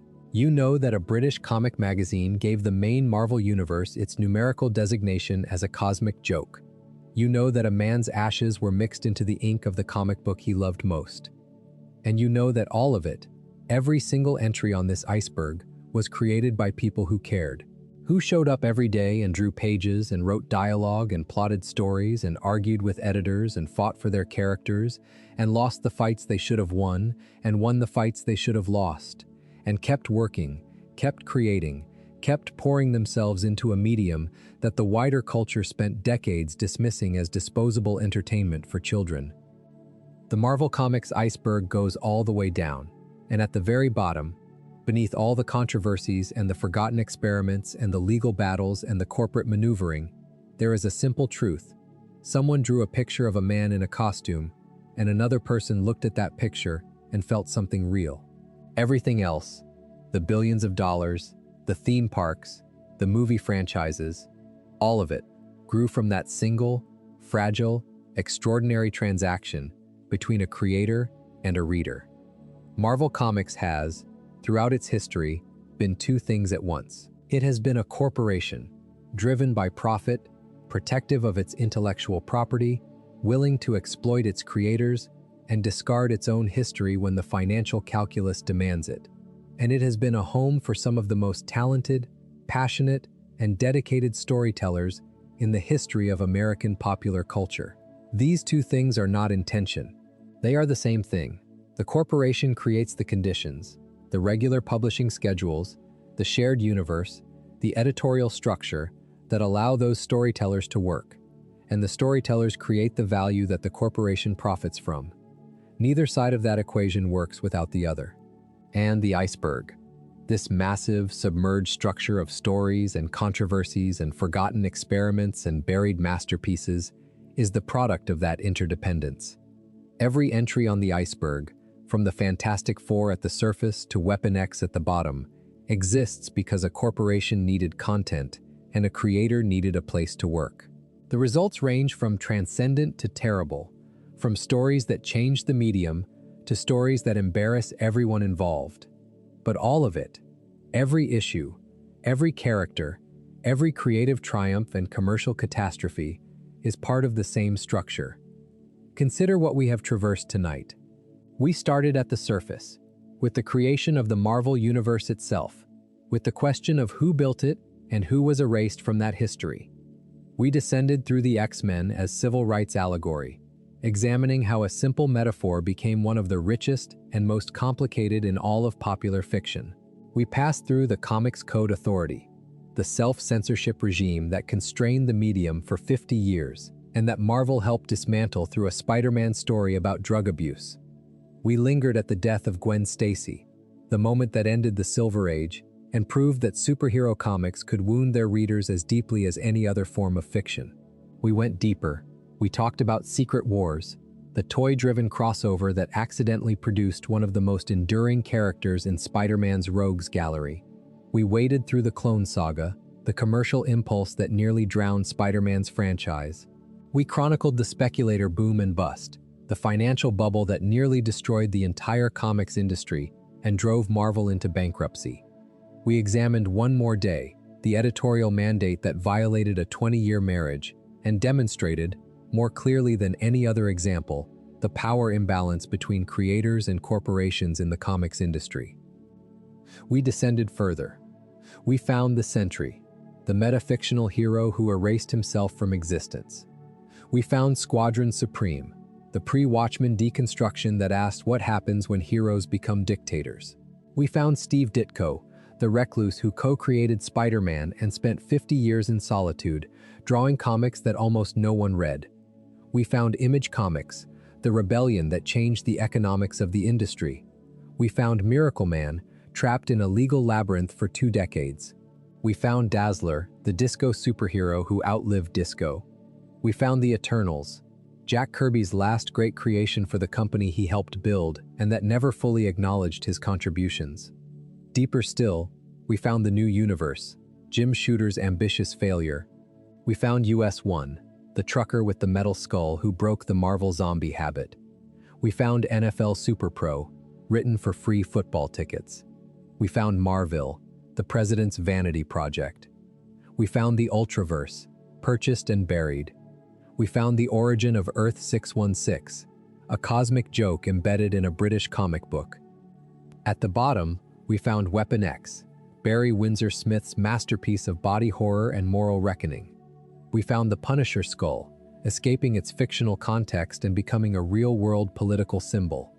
We found Howard the Duck, Steve Gerber's existentialist satire wearing feathers. We found Omega the Unknown, the road not taken. We found Civil War, the crossover that tested the limits of what superhero comics can say about the real world. And we found the Contest of Champions, the canceled Olympics tie-in that accidentally invented the modern crossover event. Each of these entries is a story. Each of these stories is true, and together they form a picture of Marvel Comics that is far more complex, far more human, and far more interesting than the version that appears on movie posters and theme park billboards. There is a version of this story that is purely celebratory. Marvel Comics created the greatest fictional universe in history. The characters are beloved, the stories endure, the cultural impact is incalculable, and that version is true. There is another version of this story that is purely critical. Marvel Comics exploited its creators, destroyed competing publishers through acquisition, published cynical commercial product masquerading as art, and prioritized intellectual property over human beings. And that version is true too. The Iceberg holds both versions. It holds the genius of Jack Kirby and the erasure of Jack Kirby. It holds the ambition of Jim Shooter and the destruction of Jim Shooter's vision. It holds the death of Gwen Stacy, which made the medium grow up, and One More Day, which made the medium feel small. It holds Squadron Supreme and NFL Super Pro, Weapon X and US-1, the Sentry and Marvel, Miracleman's legal nightmare, and the Ultraverse's corporate burial, Howard the Duck and Dazzler, the Punisher skull on a police car, and the Eternals on a movie screen, the Comics Code and Civil War, the Speculator boom and the Bankruptcy, all of it, every layer, every depth. The reason this iceberg matters, the reason it was worth spending this time in the dark water, is not that these stories are secrets. Most of them are a matter of public record. They are in books and documentaries and Wikipedia articles and fan forums. The information is available to anyone who wants it, but most people do not want it. Most people are content with the surface. Spider-Man is cool. The Avengers are fun. The movies are exciting. And that is enough.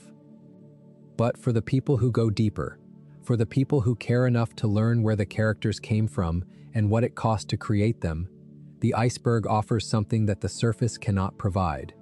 It offers context.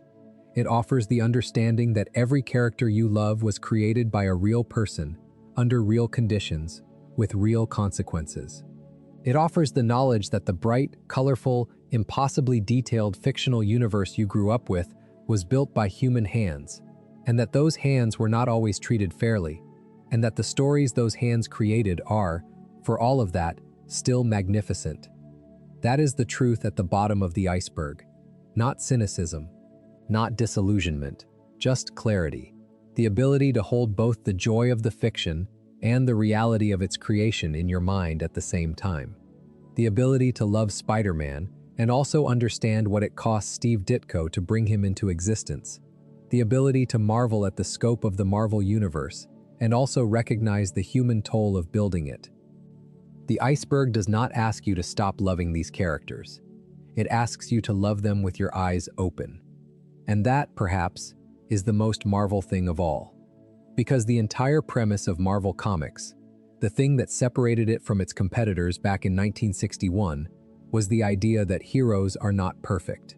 They have flaws, they make mistakes, they carry burdens. They are, in some fundamental way, human, and the company that created those imperfect heroes is itself imperfect. It has flaws, it has made mistakes, it carries burdens. It is, in some fundamental way, human. The Marvel Comics iceberg goes all the way down. Tonight, we went with it. We saw the bright surface and the dark depths and everything in between. We saw the triumphs and the failures, the masterpieces and the embarrassments, the acts of genius and the acts of corporate indifference. And now, as the lights come up and the water settles and the iceberg recedes into the distance, what remains is this: a collection of fictional characters created by flawed human beings under imperfect circumstances that somehow, despite everything, managed to matter, to mean something, to change the way millions of people think about heroism and identity and power and responsibility. With great power comes great responsibility. Peter Parker's uncle said that, or something like it. Stan Lee wrote those words, or Jack Kirby drew the moment that inspired them, or Steve Ditko designed the character who embodied them. The credit is disputed, the meaning is not. Responsibility. That is what the iceberg is about, in the end. The responsibility of creators to their art. The responsibility of corporations to their creators. The responsibility of readers to engage with fiction honestly, to look beneath the surface, to care about the people behind the pages, and the responsibility of the stories themselves, these fragile, impossible, enduring stories, to be worth the human cost of their creation. Most of them were, some of them were not. All of them are part of the iceberg. And once you have seen what is at the bottom, you cannot look at the surface the same way again. If you enjoyed this video essay,